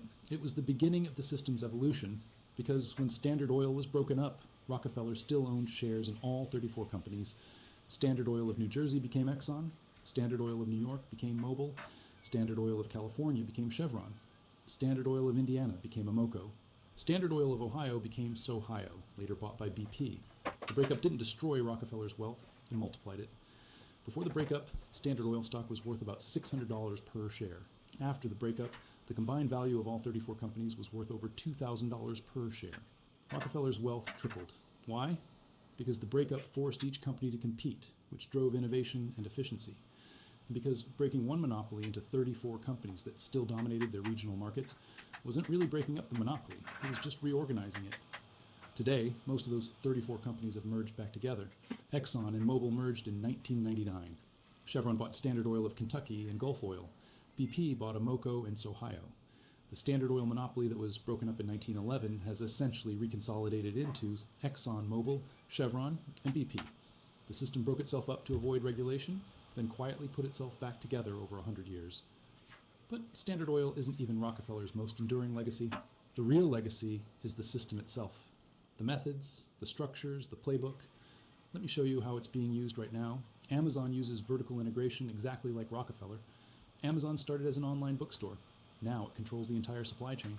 It owns the warehouses, the logistics network, the delivery trucks, the payment processing, the cloud infrastructure that hosts its competitors' websites. Amazon Web Services, AWS, generates $90 billion in annual revenue. That's more than Amazon's retail profit. Rockefeller controlled refineries, railroads, and distribution. Amazon controls retail, logistics, and cloud computing. Same playbook, different century. Amazon also uses horizontal consolidation. It buys competitors, Whole Foods, Zappos, Twitch, Ring, MGM Studios, over 100 acquisitions. When it can't buy a competitor, it copies their products and undercuts their prices using data from its own marketplace. Third-party sellers report their sales data to Amazon. Amazon analyzes that data, identifies successful products, creates Amazon Basics versions, and promotes them above the original. This is the modern version of Rockefeller's price war, legal, barely regulated, and devastatingly effective. Google uses the trust structure. Alphabet is a holding company that owns Google, YouTube, Waymo, DeepMind, Verily, and dozens of other subsidiaries. It's the Standard Oil Trust, one parent company controlling multiple operating companies. This structure shields the parent from liability, allows tax optimization across jurisdictions, and makes regulatory breakup complicated because each subsidiary is technically separate. Pharmaceutical companies use Rockefeller's regulatory capture strategy. Rockefeller didn't just compete in markets, he shaped the rules. He lobbied for railroad regulations that favored Standard Oil. He worked with politicians to set standards for kerosene that his refineries could meet, but competitors couldn't. Today, pharmaceutical companies do the same. They fund the FDA through user fees. They lobby for patent extensions. They write the regulations they're supposedly regulated by. Pfizer, Johnson & Johnson, Merck, they learned from Rockefeller. Control the regulators, and you control the market. The financial sector uses holding company structures. JP Morgan Chase is a holding company that owns Chase Bank, JP Morgan Investment Bank, and numerous subsidiaries. Bank of America, Citigroup, Wells Fargo, all holding companies. When Dodd-Frank tried to regulate banks after 2008, the holding company structure made it nearly impossible. Which entity do you regulate, the parent or the subsidiaries? Rockefeller solved this problem in 1882. Banks copied the solution 100 years later. And then there's philanthropy, Rockefeller's final innovation. In 1913, Rockefeller created the Rockefeller Foundation with an initial gift of $250 million, over $7 billion today. The foundation funded medical research, education, and public health. On the surface, this was charity, Rockefeller giving back. But look deeper. The foundation allowed Rockefeller to avoid estate taxes. It gave him control over which universities received funding, which meant control over what was taught and researched. It bought him legitimacy. The man who destroyed thousands of competitors was now a philanthropist. The most hated man in America became a beloved benefactor. The Rockefeller Foundation funded the creation of modern medical education. It funded Johns Hopkins, University of Chicago, Rockefeller University. It established the model for medical schools that emphasized pharmaceutical interventions over holistic care. This isn't conspiracy theory. This is documented history. The foundation shaped American medicine to favor the pharmaceutical model. And pharmaceutical companies, many descended from Standard Oil's chemical divisions, profited enormously. Today, every billionaire uses the Rockefeller playbook. Bill Gates founded the Bill and Melinda Gates Foundation, $75 billion in assets. It funds global health initiatives, shapes WHO policy, and influences national governments. Mark Zuckerberg created the Chan Zuckerberg Initiative. Warren Buffett pledged most of his wealth to the Gates Foundation. These aren't just charity, they're tax avoidance, legacy building, and policy influence. Rockefeller invented the model. Modern billionaires perfected it. The Rockefeller family still exists, still influential. David Rockefeller, John D's grandson, died in 2017 at age 101. He was chairman of Chase Manhattan Bank, founder of the Trilateral Commission, and one of the most powerful men in global finance for 50 years. The family's wealth, estimated at $11 billion, is spread across hundreds of trusts and foundations. The Rockefeller Brothers Fund, the Rockefeller Family Fund, the David Rockefeller Fund. They still shape policy, fund research, and influence politics 150 years after John D. started Standard Oil. And here's the most important part. The system isn't designed to be escaped. It's designed to be invisible until you're already trapped. You buy gasoline refined by ExxonMobil or Chevron, descendants of Standard Oil. You buy from Amazon, which uses Rockefeller's vertical integration and horizontal consolidation. You search on Google, structured as a trust like Standard Oil. You take pharmaceuticals developed through a medical system shaped by Rockefeller Foundation grants. You bank with institutions using Rockefeller's holding company structures. And your taxes fund regulations written by the industries being regulated just like Rockefeller designed. The system is self-perpetuating. It concentrates wealth. It eliminates competition. It captures regulators. And it uses philanthropy to buy legitimacy while avoiding taxes. This is the Rockefeller system. And it's not a conspiracy. It's just corporate structure. Legal, accepted, and replicated by every dominant company in every major industry. You cannot buy oil outside the descendants of Standard Oil. You cannot avoid Amazon's logistics network. You cannot opt out of pharmaceutical medicine shaped by Rockefeller grants. You cannot escape the banking system built on Rockefeller's holding company model. You live inside the system. And the system extracts wealth from you every single day and concentrates it at the top, exactly as Rockefeller designed it to do in 1870. Here's what makes Rockefeller different from other robber barons. Carnegie built steel mills. When he died, U.S. Steel remained, but Carnegie's personal control ended. Vanderbilt built railroads. When he died, the railroads continued, but fragmented. J.P. Morgan built financial empires. When he died, his partners carried on, but his personal dominance faded. But Rockefeller built a system, and systems don't die with their creators. They evolve, they adapt, they spread. Standard Oil was broken up in 1911, but the vertical integration model spread to every industry. The trust structure became the holding company. The regulatory capture became lobbying. The philanthropy became foundations. Every piece of Rockefeller's system was copied, refined, and embedded into corporate law, tax code, and regulatory frameworks. Rockefeller died in 1937, but his system became stronger after his death because it wasn't dependent on him. It was structural. Let me show you the mechanism. How the system extracts wealth from you. You need gasoline, you have a choice. Exxon, Chevron, BP, Shell. All of them are price-coordinated oligopolies descended from Standard Oil or using its methods. You're not choosing. You're selecting between branches of the same tree. You need to buy products. You have a choice. Amazon, Walmart, Target. Amazon dominates through vertical integration. Walmart and Target must match its scale or die. Same system, different companies. You need internet search. Google has 92% market share. That's higher than Standard Oil's peak of 91%. But Google isn't considered a monopoly by regulators because it's free. You pay with data instead of money.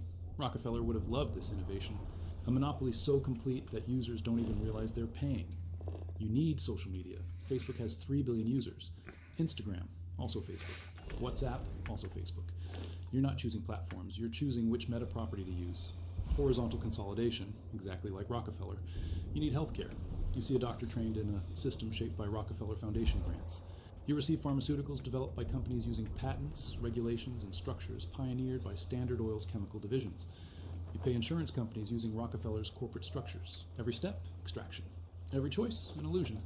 The average American spends $4,000 per year on gasoline, $3,000 per year on Amazon, $5,000 per year on healthcare beyond insurance, $2,200 per year on internet and technology services. That's $1,200 per year flowing to companies using Rockefeller's system.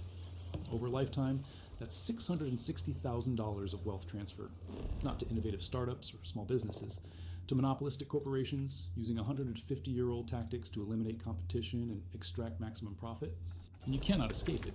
You could refuse to buy gasoline, but you need to work, which requires transportation. You could refuse to use Amazon, but competitive pricing and convenience make it nearly impossible to avoid. You could refuse Google, but what alternative has 92% market share?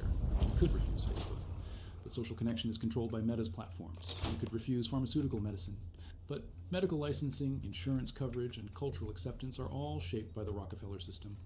This is Rockefeller's ultimate achievement. Not that he became the richest man in history, that he built a system that makes escape impossible. A system where every path leads back to consolidated corporate control. Where competition is crushed before it threatens the dominant players. Where regulators protect incumbents instead of consumers. Where philanthropy buys influence that perpetuates the system. This is the Rockefeller system, and you live in it whether you know it or not. But here's what Rockefeller understood that most people miss. The system isn't evil, it's efficient. Vertical integration reduces costs. Horizontal consolidation eliminates wasteful competition. Regulatory capture provides stability. Foundations fund genuine research. The system works. It delivers products cheaper, faster, and more reliably than chaotic markets. Standard Oil made kerosene affordable for average Americans. Before Standard Oil, kerosene cost 58 cents per gallon. After Standard Oil's efficiencies, 8 cents per gallon, an 86% price reduction. That's not exploitation, that's efficiency. Amazon delivers products in 2 days. Google answers every question in seconds. ExxonMobil produces gasoline at scale. Pfizer develops life-saving drugs. The system delivers value. The problem isn't that it doesn't work. The problem is that it concentrates wealth at the top while delivering efficiency at the bottom. You get cheap gasoline, fast shipping, instant information, and effective medicine. Rockefeller's heirs get trillions in accumulated wealth. Both things are true. So what do? How do you respond to a system you cannot escape? 3 options. 1, accept it. Understand that consolidation and monopoly are features of advanced capitalism, not bugs. Use the efficiencies they provide. Buy from Amazon. Use Google. Accept that wealth will concentrate. 2, resist it. Support antitrust enforcement. Buy from small businesses even when it costs more. Use alternatives even when they're inferior. Vote for politicians who promise to break up monopolies. Make the system less efficient in exchange for less consolidation. 3, understand it and position accordingly. If you cannot escape the system, benefit from it, buy stock in the companies that dominate. Exxon, Chevron, Amazon, Google, Pfizer, JP Morgan. If the system extracts wealth from everyone and concentrates it in these companies, own these companies. This is what Rockefeller did. He owned Standard Oil while everyone else bought its products. He extracted wealth from the system he built. You can do the same, not at his scale, but proportionally. Own the extractors instead of being extracted from. This isn't investment advice, this is pattern recognition. The Rockefeller system has concentrated wealth for 150 years. It will continue concentrating wealth because it's embedded in corporate law, tax code, and regulatory structures. Fighting it is noble but exhausting. Escaping it is impossible. Understanding it and positioning within it is pragmatic. John D. Rockefeller died in 1937 at age 97. He lived long enough to see Standard Oil broken up, reconsolidate, and spread its methods across every industry. He lived long enough to see his foundation reshape American medicine and education. He lived long enough to see his grandchildren positioned at the top of American finance and industry. He built a system that outlived him by a century and will outlive us all. The system is vertical integration, horizontal consolidation, corporate trusts, regulatory capture, and philanthropic influence. It started with Standard Oil. It spread to steel, railroads, sugar, tobacco, then to automobiles, electronics, pharmaceuticals, technology. Now it dominates every sector of the economy. And you cannot escape it, you can only understand it. Rockefeller said, competition is a sin. Most people hear that as greed, but Rockefeller meant it theologically. Competition is wasteful. It duplicates effort. It destroys capital. Consolidation is righteous. It creates efficiency. It serves consumers through lower prices. Monopoly isn't theft. It's the natural end state of efficient markets. This was Rockefeller's worldview, and he built a system to enforce it. 150 years later, we live in that system. Amazon eliminates retail competition. Google eliminates search competition. Meta eliminates social media competition. Exxon, Chevron, and BP control oil. Pfizer, Merck, and J&J control pharmaceuticals. JP Morgan, Bank of America, and Citi control banking. The consolidation Rockefeller started has reached its logical conclusion. The end state isn't thousands of competitors. Damn it, I didn't save. It's 3 to 5 dominant players in every industry, all using Rockefeller's playbook. And the consolidation continues. Every year, fewer companies control more market share. Every year, barriers to entry get higher. Every year, the system gets harder to escape. This is the Rockefeller system, not Standard Oil, the method. And the method is eternal because it works. If this video showed you a system you'd never seen before, if you understand now that the corporate structures controlling your life were built by one man 150 years ago, subscribe to this channel. Because understanding the system is the first step. You cannot escape the Rockefeller system, but you can see it. And seeing it changes everything. John D. Rockefeller created a system you cannot escape. Vertical integration, horizontal consolidation, corporate trusts, regulatory capture, philanthropic influence. That system is the modern economy, and you live in it every single day. Welcome to Rockefeller's world.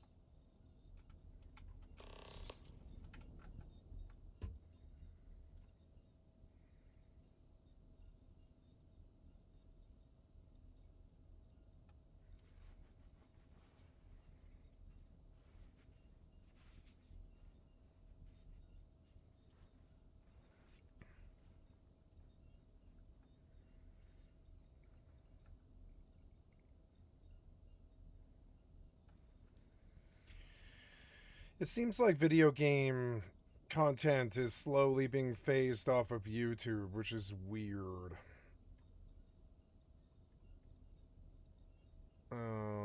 See, I can't even find it here on my top list anymore, and that seems so fucking weird. I got to come down here and it only shows me trending or whatever, and it's like, because it's so dry, nothing pops. Oh, did we never finish the... Oh, I never finished that Ubisoft video.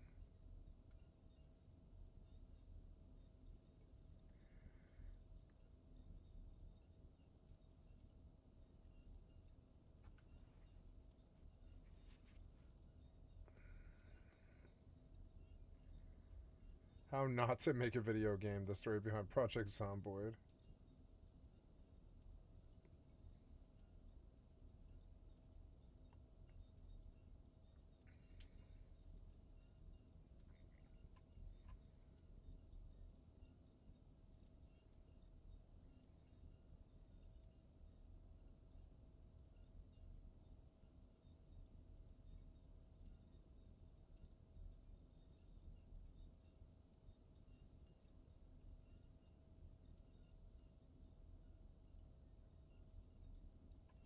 High Guard may surprise everyone from Luke Stevens.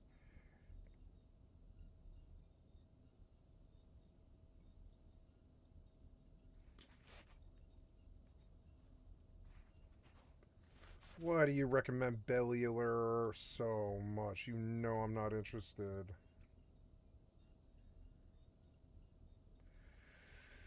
Not interested. Valheim, World of Warcraft, right MMO, the world is already done. Top 8 owners without friends, play without friends, lucky go. Swim Blizzards, house and competition homes.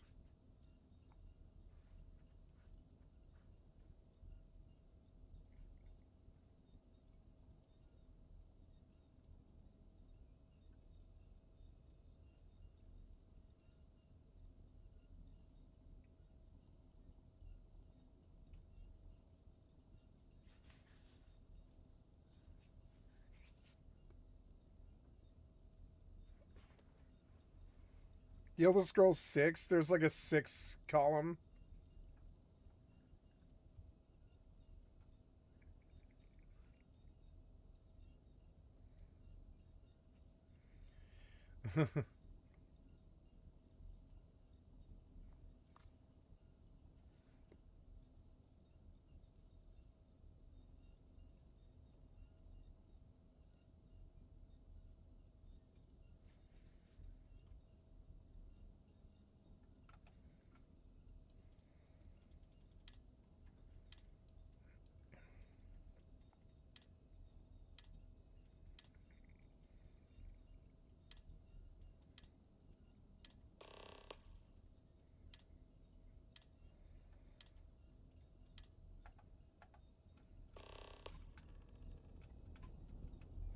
Save.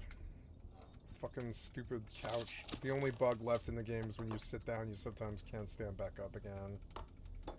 They need to fix it. It's really bad. I've lost a lot of progress to it.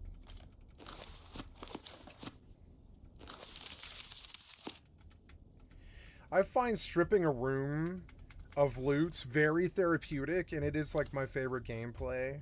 And they know it. They designed it that way. I'm such a little klepto and stuff. Just go and sort, and everything goes to the vendor. Everything goes to my ship. Everything goes in my pockets or in my drug cabinet.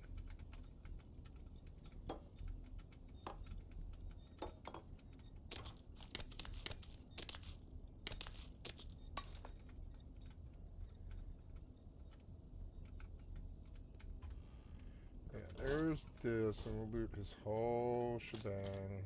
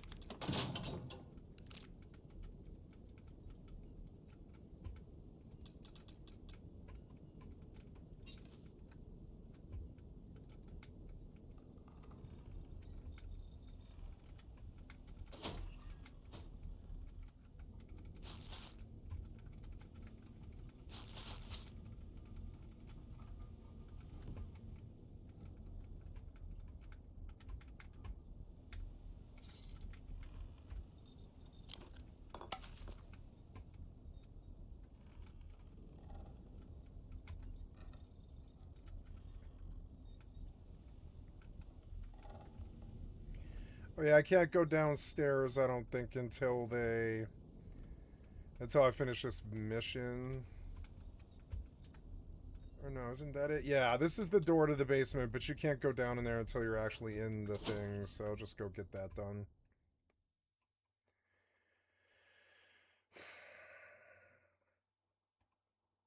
I think they're about to discover that Free For All is dead, and that if they chain their wagon to it, their games will die, and that they need to offer, like, you know, autistic pacifist mode to some people, or the community just doesn't thrive.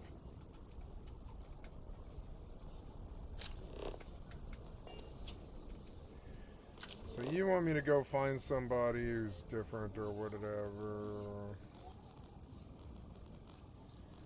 I think he's usually like leaning up against the wall is how you find him. There, that guy.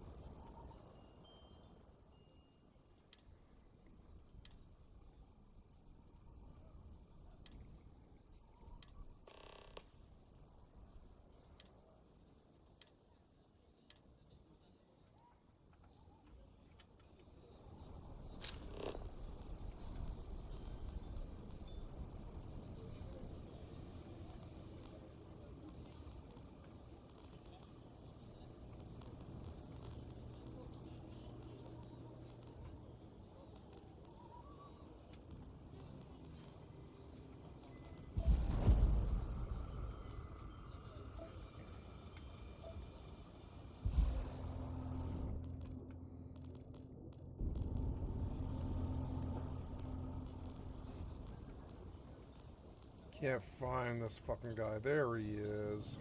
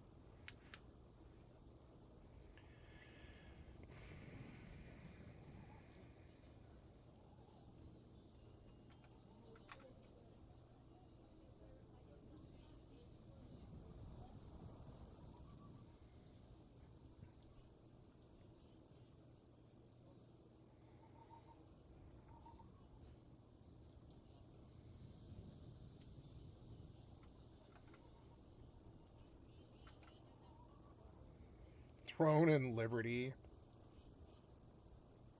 So Throne and Liberty is a game that I wanted to check out myself for quite some time now, since you guys have talked about it so much in the comments.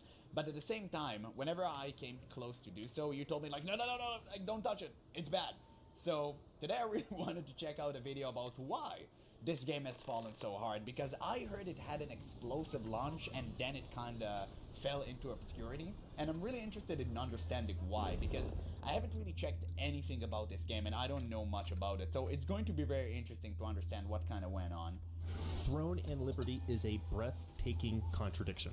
a MMORPG Yeah, why does it have such good graphics for such shitty combat? that dazzles It with looks beauty, good. but falters under the weight of its own design. Of course. It's like design Crafting problems. systems, you love them. MMO scene with over 150,000 concurrent players prove Oh, damn. that a massive audience still craves immersive, responsive virtual Man. worlds. The fall of the game was steep, but I mean, 10k players concurrent, it's still, I think, manageable, right? I'm not really sure. I'm not an MMO developer. They are costly to maintain. That is but I don't know. The numbers aren't that bad. I thought it would be way worse. Yet, within a year, the game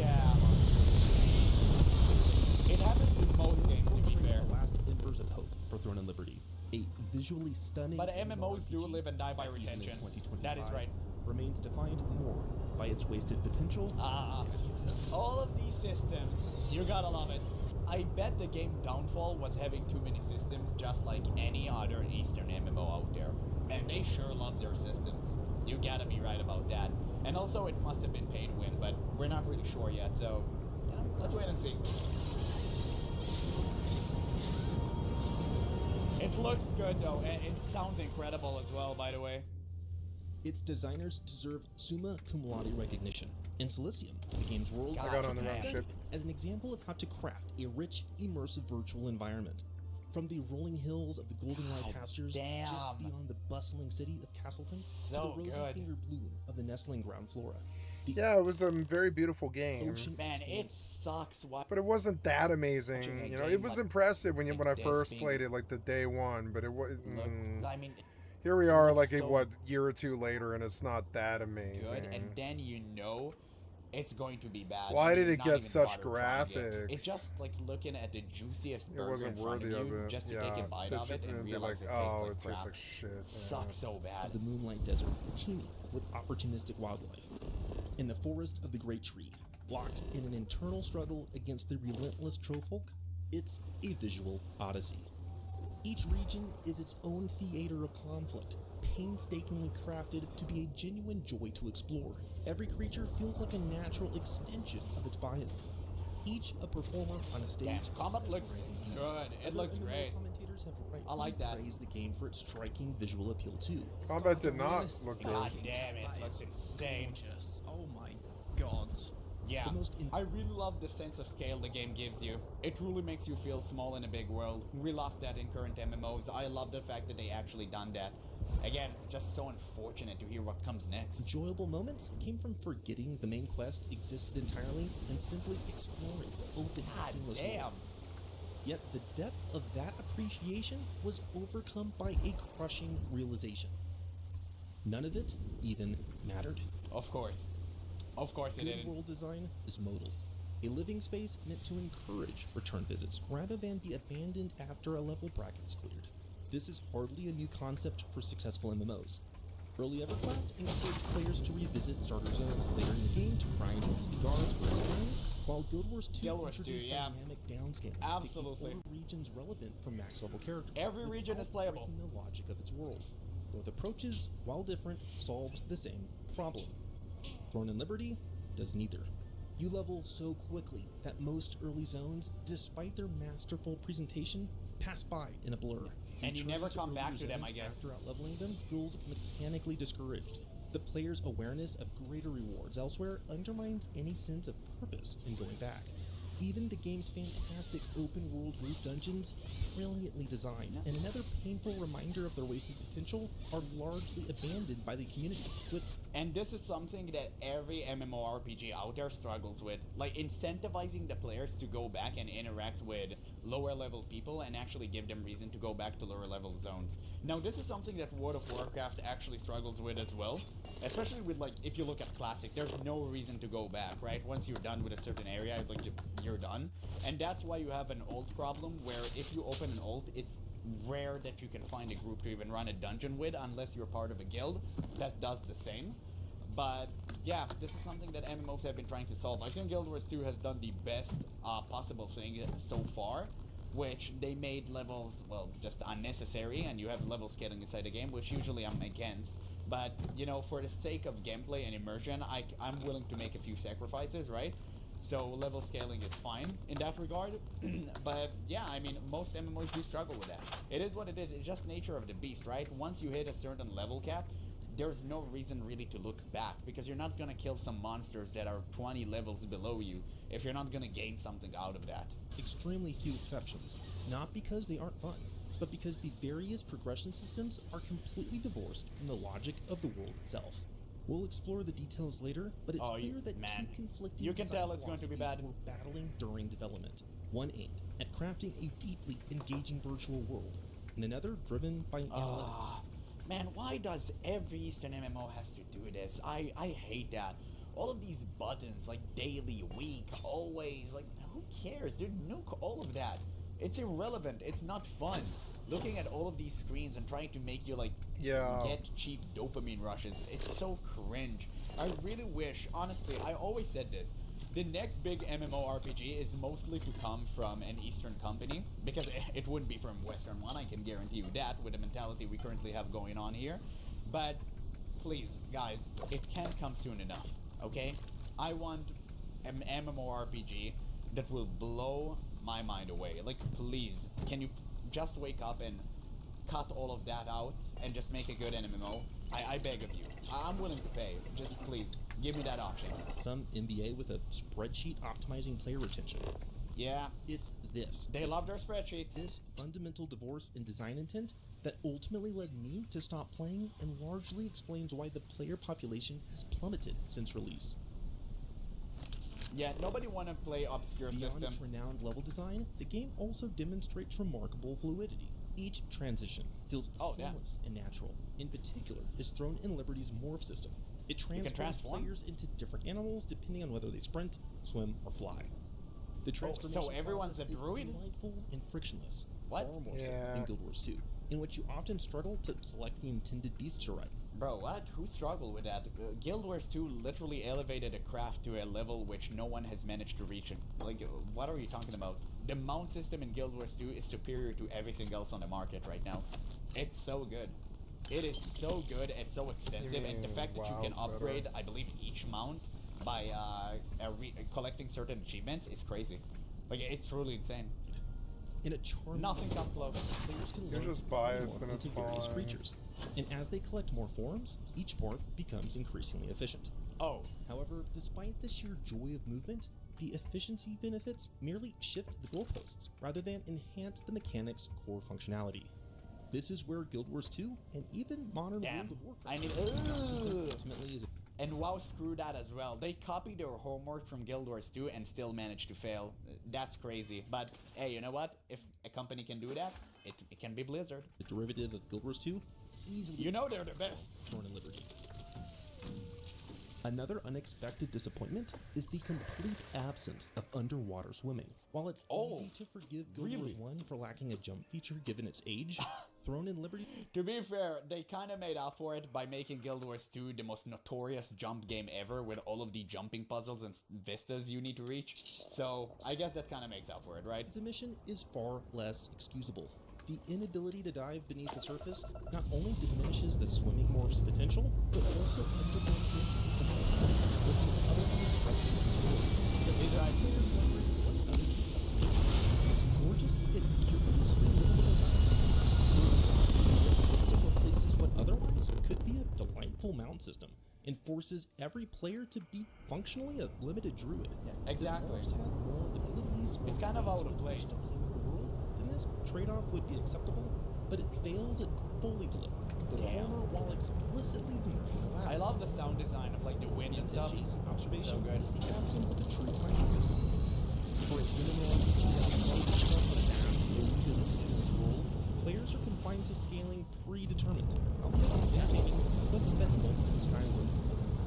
Yeah, he's right. That does limit the game functionality, where you have like this huge world with massive sense of scalability, and then when you actually play and practice, it just really those predetermined hooks, hook things which you need to hook yourself into and grapple, and that's it. Like, it's weird. It hurts gameplay and immersion by a ton. I agree with that. That's a good point. Bolt reveals the game's central irony. It invites you to believe in its freedom, even as it chains you to its illusion. Be that as it may, its armor design is faultless. Each material It looks good. The armor looks fantastic. In a naturally elegant way. From the heights of whimsy to grounded simplicity, the equipment adventurers use feels like a natural manifestation of Cilicia. In fact, they are so well designed that I wasn't even disappointed when comparing their aesthetics to what's available in the cash shop. A truly free-to-play player can still express themselves with dynamic force available through typical play. However, as of this recording, there remains a baffling omission: a fully realized transmog system. Strangely, while players can selectively alter an Eastern MMO, the feature is so restricted that it feels half-finished despite visually implying otherwise. Much Because like they learning throw new these morphs, games together. You can unlock special transmogs through quests or purchase cosmetics via the cash shop, yet you cannot freely swap appearances with gear you've already earned or crafted. This limitation that's surprising. feels archaic for a modern MMORPG, especially even when Age of Conan, a 20-year-old funcom title in God maintenance bless. mode, offers a more flexible system. And since we brought up the cash shop, it's worth please tell me it's pay to win. Please tell me it's pay to win. Technically speaking, the game is pay to win. Yes, I knew it. Okay, so this is why the game fall. Yeah, I understand now. It makes sense. I knew it. Man, I knew it. Because you need to understand, all of these systems and bad implementations pale in comparison to pay-to-win element. Whenever you have pay-to-win inside your game, naturally it's just going to crumble. Because the only players who are going to remain are just whales. And that's it. And the game is going to be sustained by them and live and die by them. Yeah, that was my problem with Eve. When I left my complaint, I was like, you turned this into a gotcha swiper game, and I don't care if the hypernet's good to me. I don't care if I rob nerds, you know, it still doesn't make it good enough.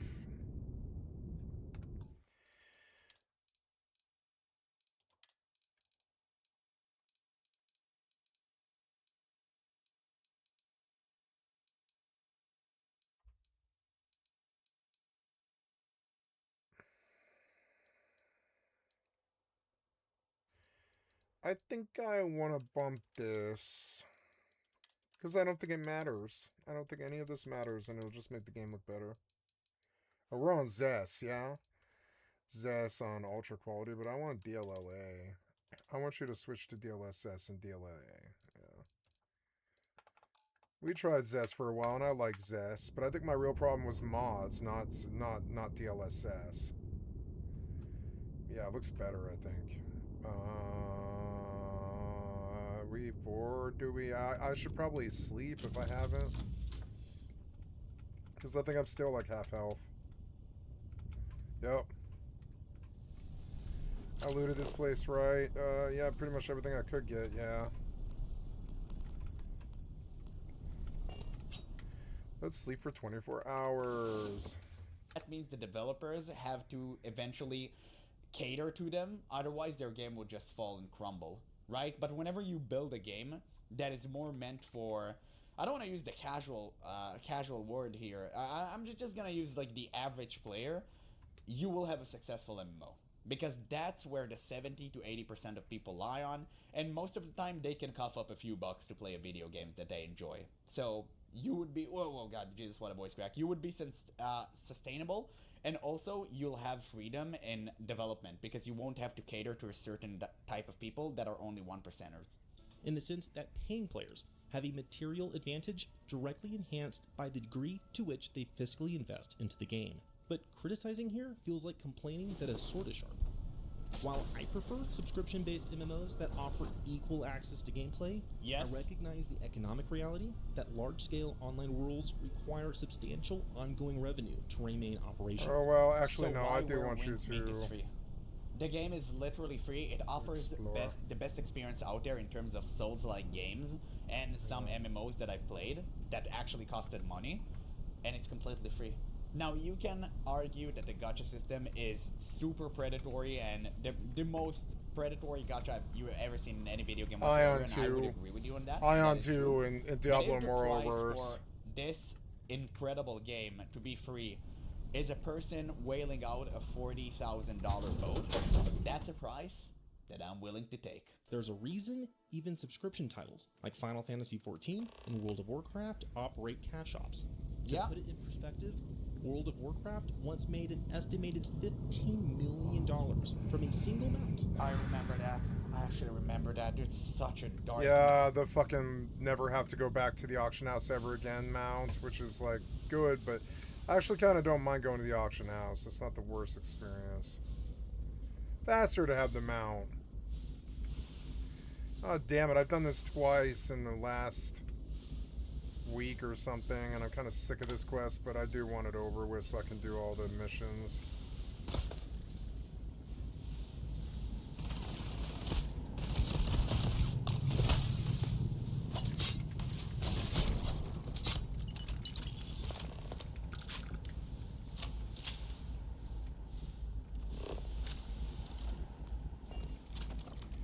I don't think I brought enough meds for how much damage I'm taking, but that's alright. I'll be more careful.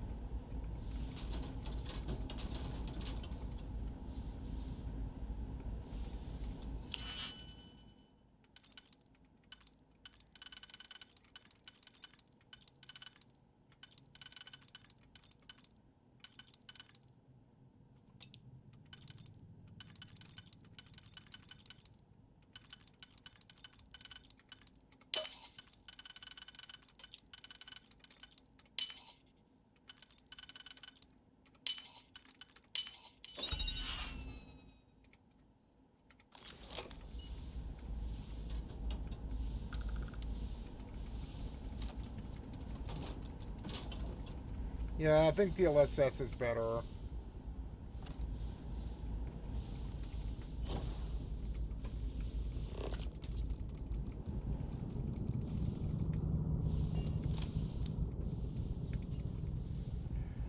I wish I still had the breakable windows. That was a great little mod.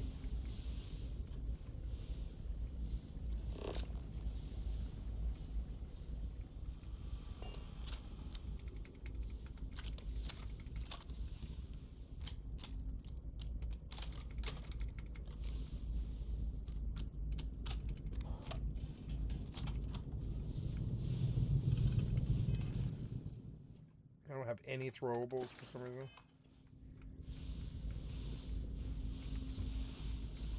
I do love this game. It has such good, like, atmosphere.